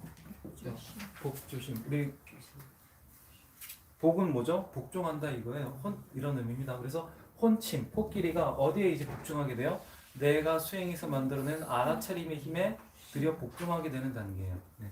이 단계 되면 진짜 신나죠? 이 단계쯤 들어가게 되면 이제는 알아차림을 놓지 않는 힘이 알아차림이라고 그랬잖아요. 이 알아차리는 것이 혼침을 다스릴 수 있는 단계이기 때문에 몰입하는 힘을 놓칠까요? 안 놓칠까요?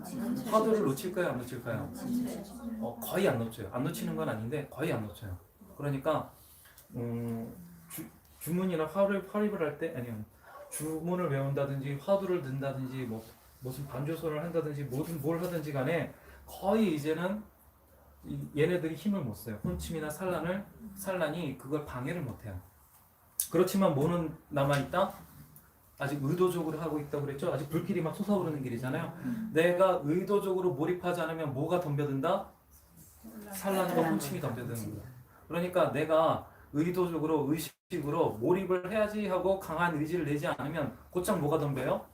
산란과 혼침이 덤벼요. 그렇지만 내가 의도적으로 집중하고 있는 동안에는 산란과 혼침은 덤벼들지 못해요. 처음에는 어떤가요? 내가 처음에 집중해야지 하는데도 산란과 혼침이 마구 날뛰었죠? 맨 처음에. 그렇지만 2단계쯤 오게 되면 이 세 번이 아니라 5번째 마음이다. 네, 5번째.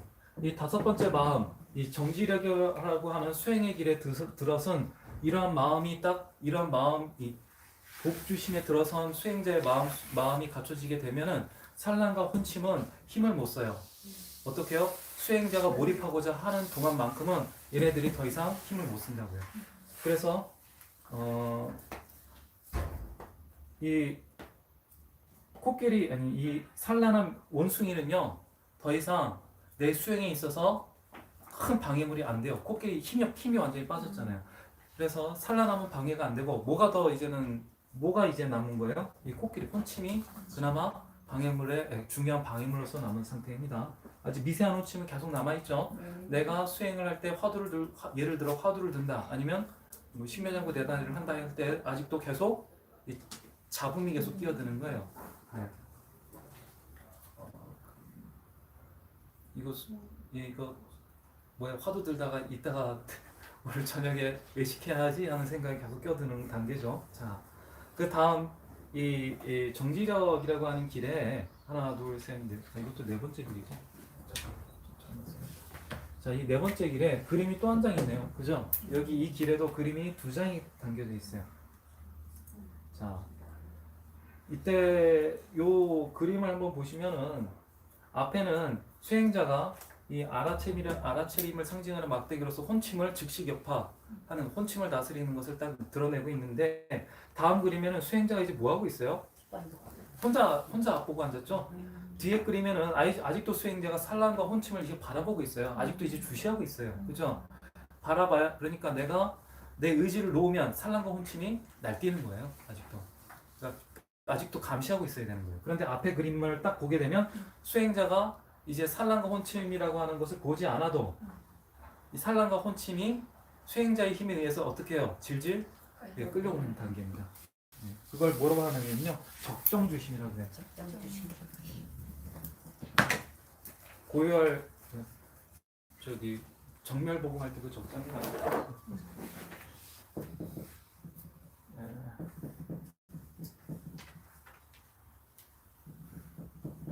오랜만에 쓰니까 안 써진다. 다시 써드려야겠다. 글씨 못 써도 너무 흉보지 마세요. 저 무별 정자. 예. 적정 주심. 적정.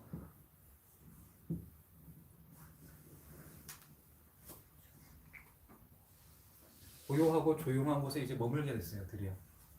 이 내 산란함과 혼침함을 다스리려고 뭘 안 해도 돼요? 더 이상 큰 소리 안 내도 되는 거예요. 애들, 야 너희들 조용히 해! 이렇게 안 해도 애들이 어떻게 해요?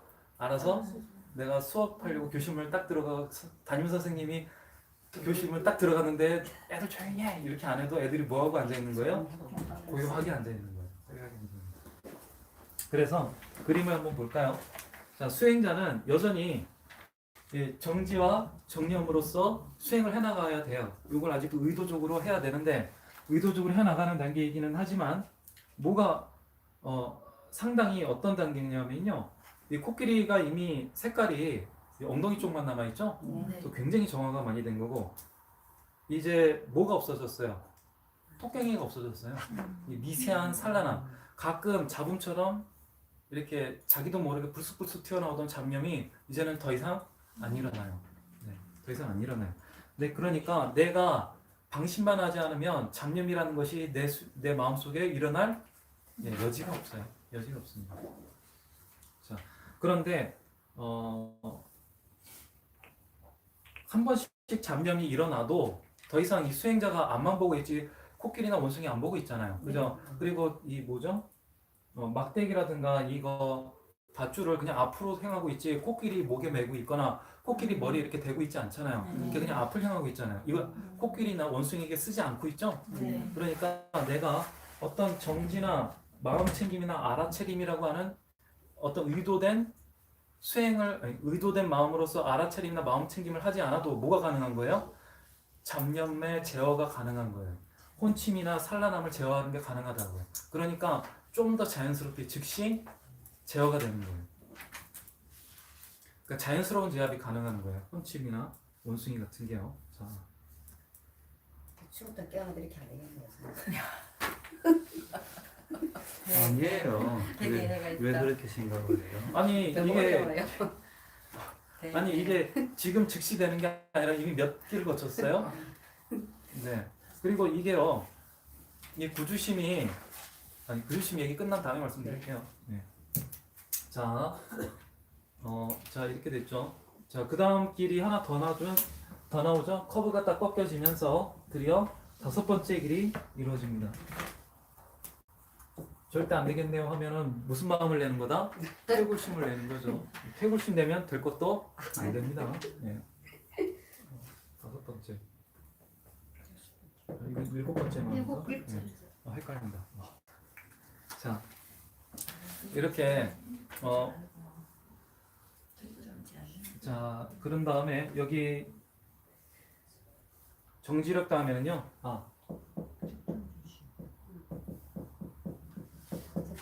정진력의 길이에요.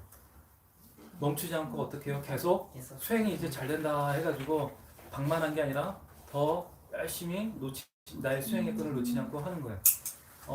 내가 즉시 몰입이 되고 잡념이 일어나도 자연스럽게 잡념이 저절로 제거되는 상태에서 더 이상 안주하면 안 되고 뭐 하라고요? 계속 더 이상 계속 정진하는 길이라고요. 자, 이 길에도 코끼리가 있습니다. 하나, 둘, 셋, 넷, 다섯 번째 코끼리 있죠. 자, 코끼리가 일곱 번째 이 정진력이라고 하는 길에 생기는 일곱 번째 마음은 처음에는 길다. 와. 최고 할 때 최잖아요. 최.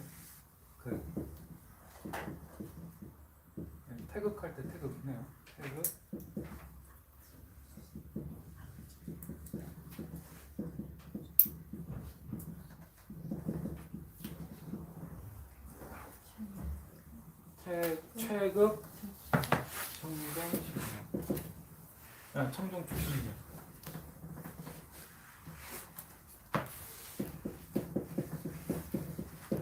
예, 최극 청정 주신경.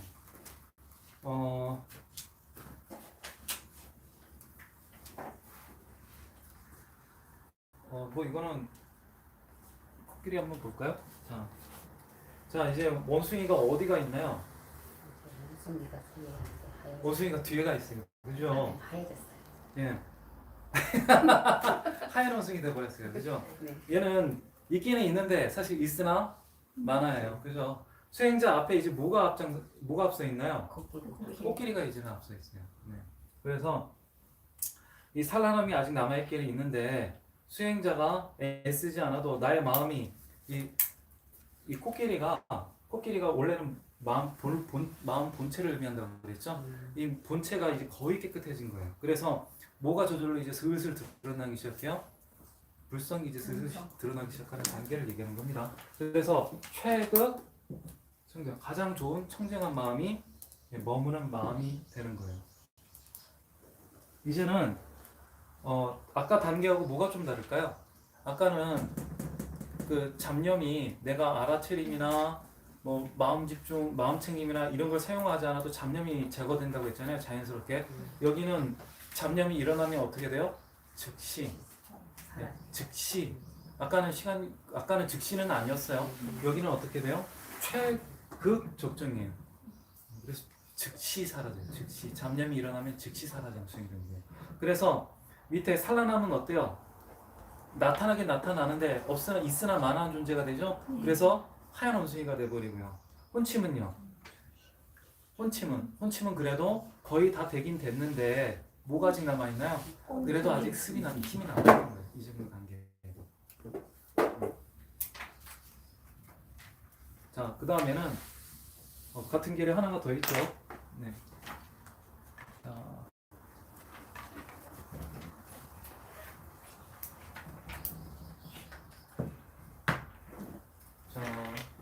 요거는 좀 의미가 틀립니다.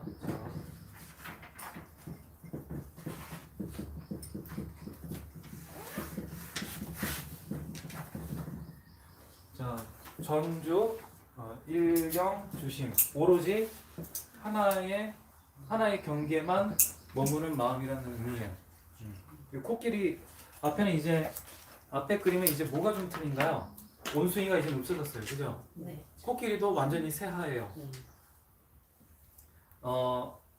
저기 앞에 서 있는 이제 수행하는 수행자는 이제 밧줄이나 몽둥이도 아예 안 들고 있어요. 그냥 놀면서 가는 거예요. 네.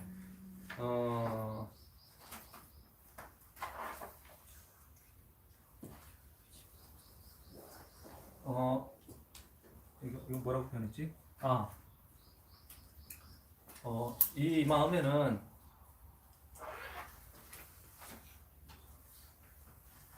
이제는 이 정도 수행하는 마음이 잘 선정을 통해서 마음이 잘 닦이게 되면은 더 이상 노는 안 일어나요.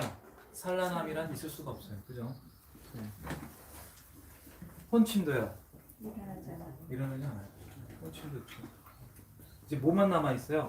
이게 그러니까 수행을 딱 하려고 내가 집중을 하면은요, 내가 원하는 시간만큼 집중이 가능한 상태예요. 이 시간적 제약에 끄달리지 않는다고요. 네. 내가 1시간 집중하고 싶으면 집중할 수 있고 2시간 집중하고 싶으면 2시간 집중할 수 있는 단계죠. 그런데 뭐만 남아 있어요? 아직도 몰입을 하는 힘이 워낙 강해져서 자유자재롭긴 한데 뭐만 남아 있냐면 의도는 남아 있어요. 의도는 남아 있는 상태. 이걸 몰입하려고 하는 의도가 있어야 돼요.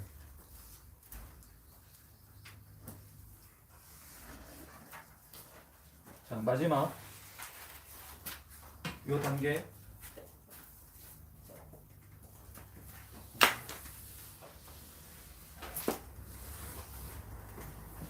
요 정진역에서 요 뒤에 이제는 뭐죠? 맨 길 끝에 수행자는 앉아 있고 코끼리도 엎어져 있죠. 근데 이제 다 왔다고 생각하고 이제 이렇게 있는 거죠. 자, 내가 숫자를 잘못 매겼나? 이게 9단계인데 등지 주심이라고 하죠. 숫자가 지금 틀려가지고. 그러게요. 제가 잘못 적어드렸네요. 죄송합니다. 저희가 알아서 적어가고. 네. 이게 9번째 단계. 제가 잘못 적어드렸네요. 네. 등지 주심이에요. 등지. 평등하게 쥐고 있대요.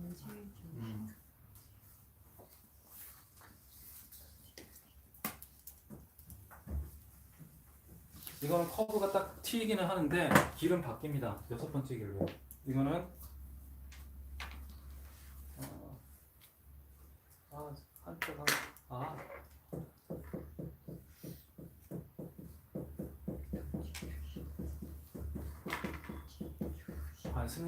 관승역이라고 하는 길이에요. 등지 주심. 이 코끼리도 쉬고 있고 수행자의 마음도 쉬고 있죠. 네. 코끼리도 쉬고 있고 코끼리, 수행자도 같이 쉬고 있어요. 네. 수행자도 쉬고 있고 코끼리도 쉬고 있어요. 등지 평등하게 있대요.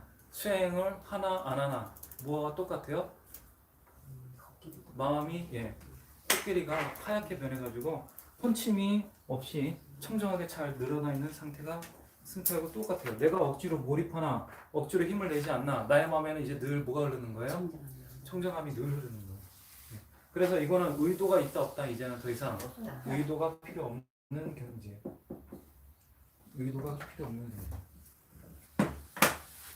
의도가 필요 없어요. 그러면 사실 여기서는 이렇게 표현을 했는데 사실 지금 이 정도 되면 코끼리가 하얗게 되면 사실 뭐한 상태예요?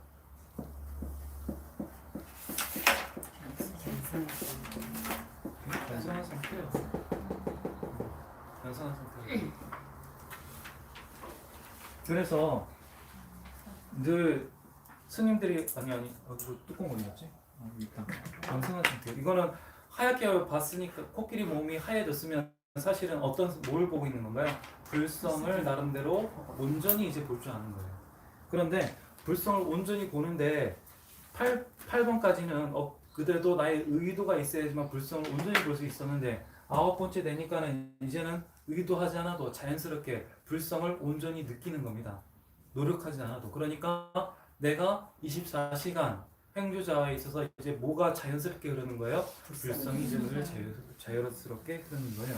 자, 그 차이가 있어요. 자, 이게 사실 무슨 단계인가요? 보살 1주예요. 보살 1주예요. 그런데 보살 1주면 근데 이 티베트 불교에서는 요걸 좀 나눠놨어요. 보살 1주면 견성했죠? 견성하면 뭐가 와요, 사실? 불성을 만나면 이게 근본 일선정입니다. 선정에 들어가면 굉장히 희열이 온다고 그랬죠? 그런데 그 일선정에 완벽하게 들어가기 전에 근본 일선정이라는 상태가 있어요. 근본 일선정. 그 일선정이긴 한데 가까이 갔는데 뭐예요? 완벽한 선정 상태는 아닌 거예요. 선정으로 치면 근본 일선정이죠. 네. 그림을 한번 볼까요? 선생님 나 그림 어디 여기 있다. 자, 그림을 보면 저 앞에 보면 코끼리 타고 이제 가고 있죠. 수행하려는 마음이 애써요, 아니면 이제 살 혼치망이 완벽하게 제거된 나의 이 코끼리라고 하는 마음의 본체가 저절로 가요. 수행하는 마음을 떼고 저절로 가요. 그런데 위에 날아가는 거는요. 슈퍼맨 하나 있죠? 네. 이게 내가 올바른 수행을 통해 느끼는 희열, 선정에 들어가면서 생기는 희열감을 느껴요. 희열감. 우리가 불성을 딱 만나면 뭘 느끼게 되어 있어요? 희열감, 즐거움, 지복을 누리게 되어 있다고요. 그걸 나눠서 표현한 거예요. 사실 하나인데 여기도 보살 1주요, 여기도 보살 1주, 위에도 다 보살 1주입니다. 그런데 좀 나눠서 표현한 거예요. 선정이. 그래서 사실 코끼리가 완벽하게 하얘지면은 그 불성이 완벽하게 드러난 거라고 그랬죠. 그래서 우리가 견성을 온전히 했다고 하죠. 그런데 사실 불성이 드러나기는 어디서부터 사실 드러나요? 보세요. 코끼리 어디서부터 하얘져요? 첫 번째, 두 번째, 세 번째부터 코끼리 머리 하얘지죠? 사실은 세 번째부터 우리는 뭐 할 수 있어요? 불성을. 온전하진 못하지만 우리 힘이 약해서 그러지만 사실 이때 이미 불성 만날 수 있다고요. 그래서 저기 망공 스님이나 이런 분들이 뭐라고 자꾸 얘기를 해요? 세수하다가 코 만지는 것만큼이나 견성하기 쉽다는 게요. 그렇게 완벽한 견성을 얘기하는 게 아닙니다, 여러분. 뭐야? 이렇게 우리 업력에 의해서 완벽하게 느끼진 못하지만 몇 %요? 코끼리 머리니까 한 30% 되겠죠? 그렇게 30% 남아 이미 우리는 견성할 수 있다고요. 불성을 만나서 불성의 이야기를 들을 수 있다고요. 네. 자, 그래서 이제 마지막 단계 한번 보고 끝낼게요. 자, 오늘 시간을 많이 보냈다. 자, 마지막은요, 뭐냐 하면요, 요거는요,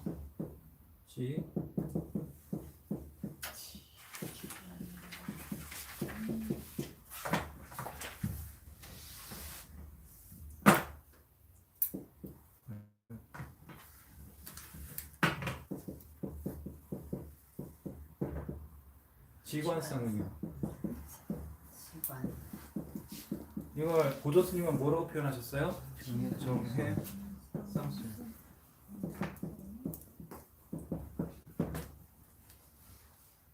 이 마지막 그림이 사실은 똑같은 보살의 경지를 좀 나눠서 표현했다고 그랬죠? 그래서 지관쌍이라고 불러요. 마지막 그림을. 자, 보세요. 자, 사람이 다시 코끼리 아니 보세요. 그 수행자의 마음이 코끼리를 타고 있긴 있는데 좀 뒤에 불이 있나요, 없나요? 불이 다시 생겼어요. 그죠? 이거는 새로운 수행의 단계에 들어갔다는 의미예요. 다시 지금 여기는 불길은 사실 의도적으로 내가 노력해야지만 되는 단계를 표현했다고 그랬죠? 이건 다시 내가 의도적으로 뭔가 나가야 될 길을 의미하는 거예요. 예, 그게 무슨 길이냐면 일주는 일지가 아니죠? 본격적인 보살로의 길에 들어감을 의미해요. 보살 일지로 나아가는 길을 의미해요. 이 지관상이 되는 것은요, 이때가 보살 일주예요. 보살 일주자입니다. 그래서 이 불은 정확하게 표현하자면요, 내가 보살의 길로 나가야 된다 하는 정견을 의미해요. 정견. 이제는 정견이 흔들리지 않는 올바른 견해가 생겼어요. 이 수행을 통해 가지고 보살 일주 이 정도 수행 단계에 오게 되면 이것이 올바른 수행의 단계였고 내가 나가야 될 길이 이제는 내 체험으로도 확실하게 정견이 딱 쓰는 거예요. 완벽한 정견은 어디에서 세워진다고요, 사실?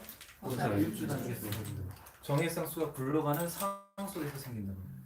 그리고 사람이 그 내버렸던 뭐 막대기 같은 거 다시 딱 들고 있죠. 이 막대기가 뭐라고 불렀죠? 알아차림이라고 불렀죠. 네, 알아차림인데 이 불타는 알아차림은 좀 틀려요. 이 불타는 알아차림은요, 이제까지 알아차림하고는 틀린 것이 왜 틀리냐면은 이것은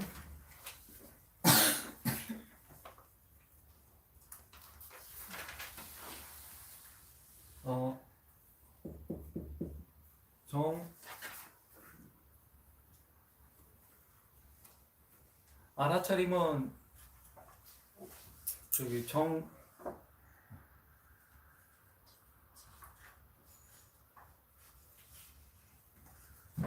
그러니까 우리가 의도적으로 노력해야 나오는 알아차림이 있고 의도하지 않고 내가 여러 단계에 따라서 만들어지는 알아차림이 있죠. 그걸 수순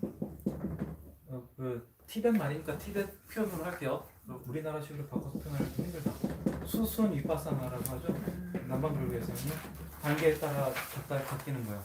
근데 불성에서 자연스럽게 나오는 위파사나 알아차림. 위파사나 알아차림이죠. 수순 위파사나요. 근데 지금 이 단계에서는 저절로 위파사나가 되는 건가요? 지금 내가 억지로 의도해서 만들어지는 위파사나인데 저절로 정해상수 저절로 나오는 위파사나예요. 그것은 발을 정자 정 위파사나라고 해요. 이게 진짜 바른 위파사나예요. 밑에 코끼리는 뭘 의미하냐 하면은요,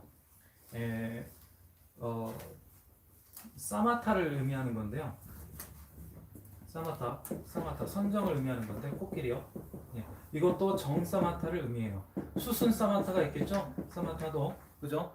내가 의도, 나의 노력에 의해서 선정의 힘을 닦아왔다면 이 정사마타는요, 불성에 의해서 원래 완벽하게 나오는 그러한 사마타, 집중, 주의 집중의 힘이요. 집중의 힘, 선정의 힘이요. 선정의 힘이라고 하면 좋겠다. 네, 선정의 힘이 나오죠. 네.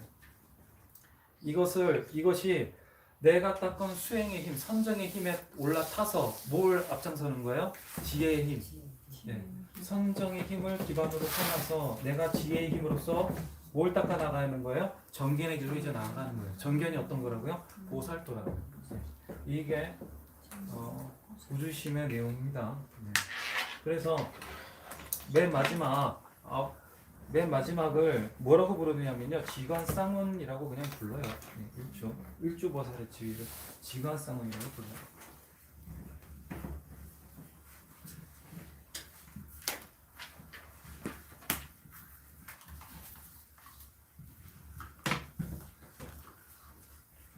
그래서 고주심은 맨 마지막 목표지가 어디예요? 보살 보살 1조. 본격적인 수행하기 이전의 단계. 네, 그러니까 요걸 거쳐야지만 우리는 실제 부처님의 가르침을 실천할 수 있는 뭐가 될 수 있어요? 보살이 될 수 있어요. 아까 보살님이 너무 어려워요, 힘들어서 못할 것 같아요 그랬는데 일단 우리는 불성을 이미 어느 단계에서 만날 수 있어요? 3단계요. 웬만하면요 4, 5, 6, 7단계쯤 가면요 수행하는 사람들 중에서 예민하면은요 마음에 안락이 온다고 그랬죠. 아까 어떤 단계였나? 안주심이었나요? 안주심이 안락한 편안한 마음이 든다고 그랬잖아요. 이미 이때 이 편안한 마음이 산란함과 혼침을 제어하고 내가 편안함에 들게 된다고 하는 게 안주심이었다고 말씀드렸잖아요. 이 안주심이 자리에 딱 들어갔을 때 나에게 이 편안함을 주는 안주심이 뭐라는 걸 딱 깨우쳐요? 불성이라는 걸 바로 느껴요. 좀 예민하고 이런 분들은, 수행이 강한 분들은, 아니 본래 태고나 업이 있는 분들은요. 보통은 근데 그렇게 잘 느끼지 못하는 분들을 위해서 더 수행을 하라고 하는 거예요. 마지막에 윤리에 있어서 관습력이라고, 6번째 길은 관습력이라고 표현했잖아요. 내가 전생이나 수행을 전혀 안 하신 분들은 뭘 만들 때까지 해라? 이것이 불성인 줄 아는 때까지 저절로 나오는 관습력이라고, 마지막 길은 관습력이라고 말씀드렸잖아요.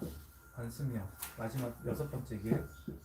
관은요, 관습, 업으로 만든다는 거죠. 나의 업이 뭐예요? 습관이에요. 습관. 꿰뚫 관이잖아요. 꿰뚫파. 나의 업을 꿰뚫어요. 뭘로 꿰뚫어요?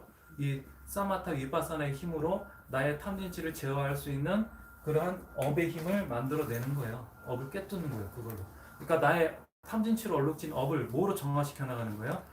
사마타와 위파사나, 지혜와 선정의 힘으로 꿰뚫어서 정화시켜 나가는 힘을 기르는 거예요. 요게 보살 일주고, 이 힘이 이 관습력의 힘을 점점 키워나가는 게 사실 보살 1지에서 10지까지예요. 10지까지예요. 다른 게 아니고 이 관습력의 힘을 계속 키워나가는 거예요. 1지에서 10지까지는. 그래서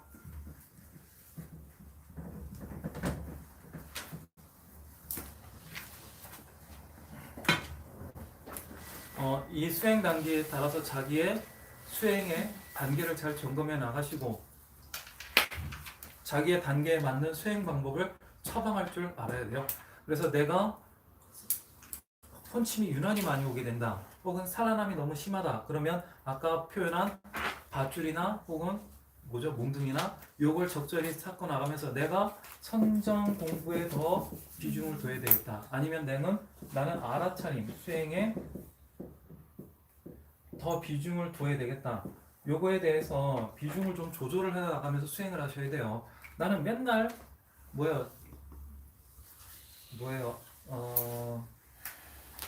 허대에 목숨 걸었어. 그래서 맨날 알아차림만 하려고 해요. 그런데 맨날 산란함이 닥쳐오는데 알아차림만 하면 산란함을 이길 수가 없어요. 난 주력만 할래. 그래가지고 맨날 주력만 해서 선정은 잘 되는데, 주력할 때는 잘 되는데 주력 딱 하고 나면 알아차림이 안 돼요. 이런 수행하면 안 된다고요. 네. 그래서 나의 수행이 있어가지고 선정과 정지와, 여긴 정지와 마음 챙김과 정지와 정념을 잘 번갈아 가면서 쓸 줄 알아야지 나의 수행이 어떻게 해요? 진전이 있다고. 요게 그걸 표현해 놓은 게 구주심입니다. 구주심. 구주심은 구주심의 목표는 보살 일지 만드는 거고요. 보살 일지의 단계에 따라 수행해 나가되 불성은 이 단계에서만 만나는 게 아니라 이미 어느 단계에서요? 초보에서 벗어나서 가장 힘든 단계를 딱 벗어나자마자 사실 만날 수 있는 게 불성이라고요. 그래서 불성 만나는 걸 너무 어렵게 생각하지 않으셔도 되고요. 이미 5단계, 6단계에 갈 정도의 힘이 뭐 너무 어렵다고 그러는 것은 지금 내가 어느 단계이기 때문에 어렵다고 생각하는 거예요. 아직은 2단계에서 2단계를 보니까 어렵다고 생각하는 거예요. 사실 내가 수행은요, 여러분 조급하게 하시면 안 돼요. 내가 지금 1단계밖에 못하는 건데 9단계를 바라보고 수행하면 절대 안 됩니다. 그러면 수행은 100% 실패하게 돼 있어요.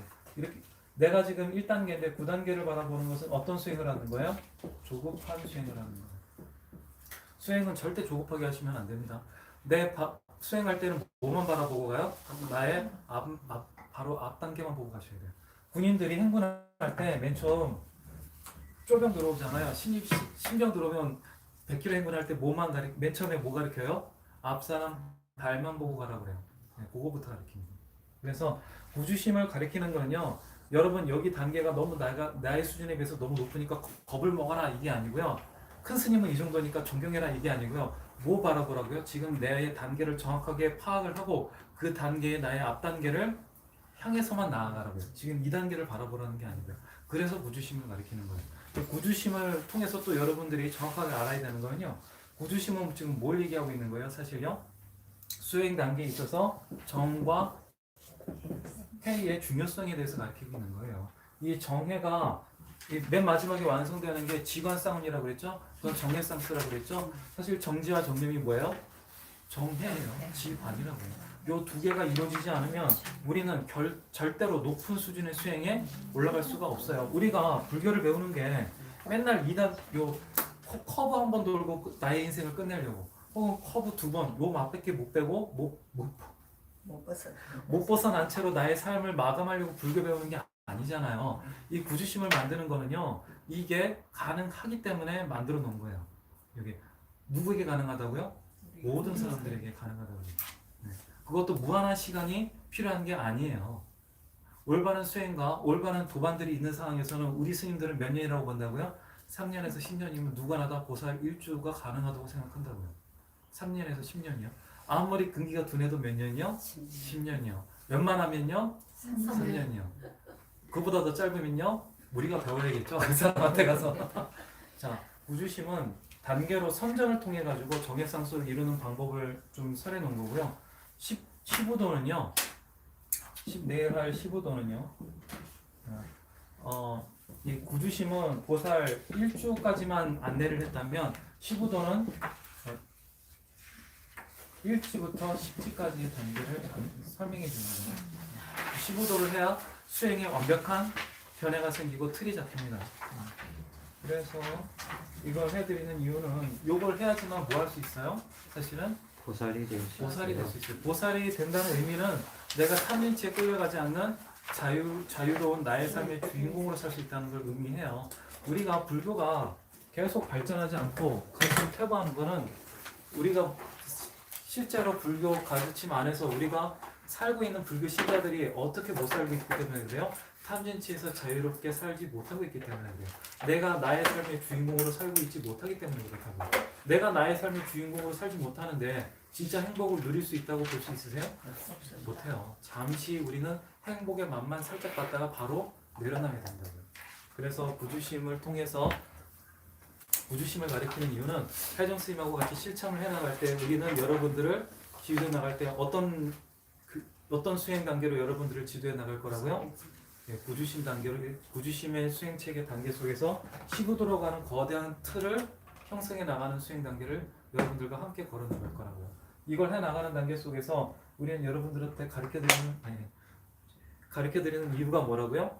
이 수행을 해 나가면 해 나갈수록 우리의 삶 속에서 우리는 어떻게 해요? 지혜, 불성 안에 온전히 담겨 있는 지혜를 불성 안에만 놓고 있어요? 아니죠. 실제 꺼냈을 수 있게 여러분들과 함께 수행을 해 나가려고 한다고요. 많이 힘드셨죠? 오늘 여기서 마치도록 하고요. 아침 서론이 너무 길어가지고 시간을 좀 괜히 많이 길었네요. 내일 15도는 시간 안에 끝내드리도록 할게요. 자, 스님 오늘 마무리 좀 지어주시죠. 그 구주심 들어보니까 굉장히 수행의 단계에 대해서 이해하는 데 도움되죠. 네. 근데 여러분이 할 수 있는 단계예요. 방향이 없고 목표가 없기 때문에 못 가는 거예요. 여러분 내비에다가 이거 치기만 하면 어디 차가 안내해주죠. 첫 번째 길의 목표가 뭐예요? 듣는 거잖아요. 그래서 여러분한테 그동안에 스님들이 예불보다 기도보다 공부하는 것이 더 중요하다고 해서 공부만 시킨 이유 아시겠죠? 절에 10년, 20년 가도 보살 되는 길에 대해서 들어본 적이 없어요. 왜? 관심이 없는 거야, 다. 보살에 관심이 없고 뭐에 관심이 있는지 알겠죠? 일반 절이, 일반 스님들이, 한국 불교가 목표가 분명하지 않았던 거예요. 근데 스님은 처음부터 우리의 목표가 뭐라 그랬어요? 보살님들이 보살되는 길을 가르쳐 준다 그랬잖아요. 그래서 보살되는 길은 말만 보살이 아니고 이름만 보살이 아니고 공부를 해야 보살이 되는데, 그 보살되는 길은 티베트뿐만 아니라 한국 불교도 똑같죠. 보조 스님 가르침도 똑같고, 그죠? 이제 좀 감이 오죠? 그래서 스님들이 얘기가 아니고 부처님의 가르침하고 똑같은 길이었어요. 그래서 여러분들이 마음에 태굴심만 내지 않는다면, 스스로 포기하지만 않는다면 이 길은 아무나 다 가는 길이에요. 그래서 스님들이 생각하기에는 절대 포기하지 마시고 갈 길이 멀다고도 생각하지 마세요. 멀다고 생각하는 것도 욕심이에요. 여러분이 멀다는 것은 그동안에 공부를 안 했기 때문에 먼 거예요. 근데 지금 공부하면 안 멀죠. 근데 지금 공부하지 않으면 다음 생에 혹시라도 또 먼 길을 또 만나면 또 포기하게 되는 거예요. 그래서 마음속에는 확신을 가지시면 돼요. 이 생에 내가 자유로운 삶을 살 수 있는 행복을 한 번은 누려봐야 되겠다. 이렇게 생각하신다면 이거는 보통 목표가 아니에요. 그래서 꼭 스님들이 부탁하길래 포기하지 마시고, 그리고 여러분 도반들끼리 서로 격려하고 여러분 도반끼리 잡아주셔야 돼요. 혼자는 못 가요. 여러분이 이렇게 모이기 때문에 같이 공부할 수 있는 거예요.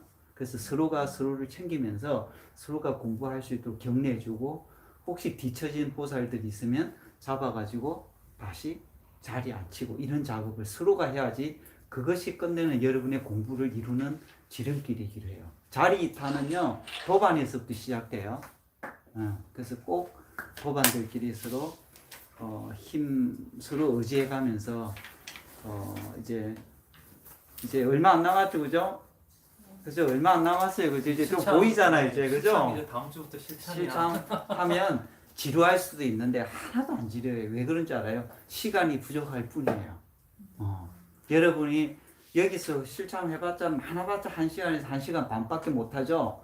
그런데 실제 수행하는 사람은 아침에 눈 뜨자마자 밤에 잠잘 때까지 수행을 놓치지 않는 거예요. 근데 그 연습을 몸에 익히기 위해서 하는 거기 때문에 익힐 때까지는 의도적으로, 스님 공부했던 것, 처음에 공부의 목표가 뭐예요? 의도적으로 하는 거예요. 공부가 안 된 사람은. 도반들이 억지로 공부하러 가자 하고 스님 억지로 공부시키고 하는 그 단계를 거치는 거예요, 지금은. 그래서 억지로 내가 3단계까지 갈 때까지는 억지로 해야 돼, 억지로. 근데 내가 핑계대고 또 살아가면서 빠질 수 있는 기회가 많잖아요. 그래도 억지로 못 오더라도 집에서라도 억지로 하셔야 되는 거예요. 그래서 그게 내 몸에 익을 때까지는 계속 공부하시는 거 놓치지 마시고, 그게 100일 동안만 습관이 딱 잡히면 그 다음에는 1단계는 싹 벗어나요. 그래서 꼭 100일까지만이라도 매일 공부하시는 거 부탁드릴게요. 오늘 회양하겠습니다.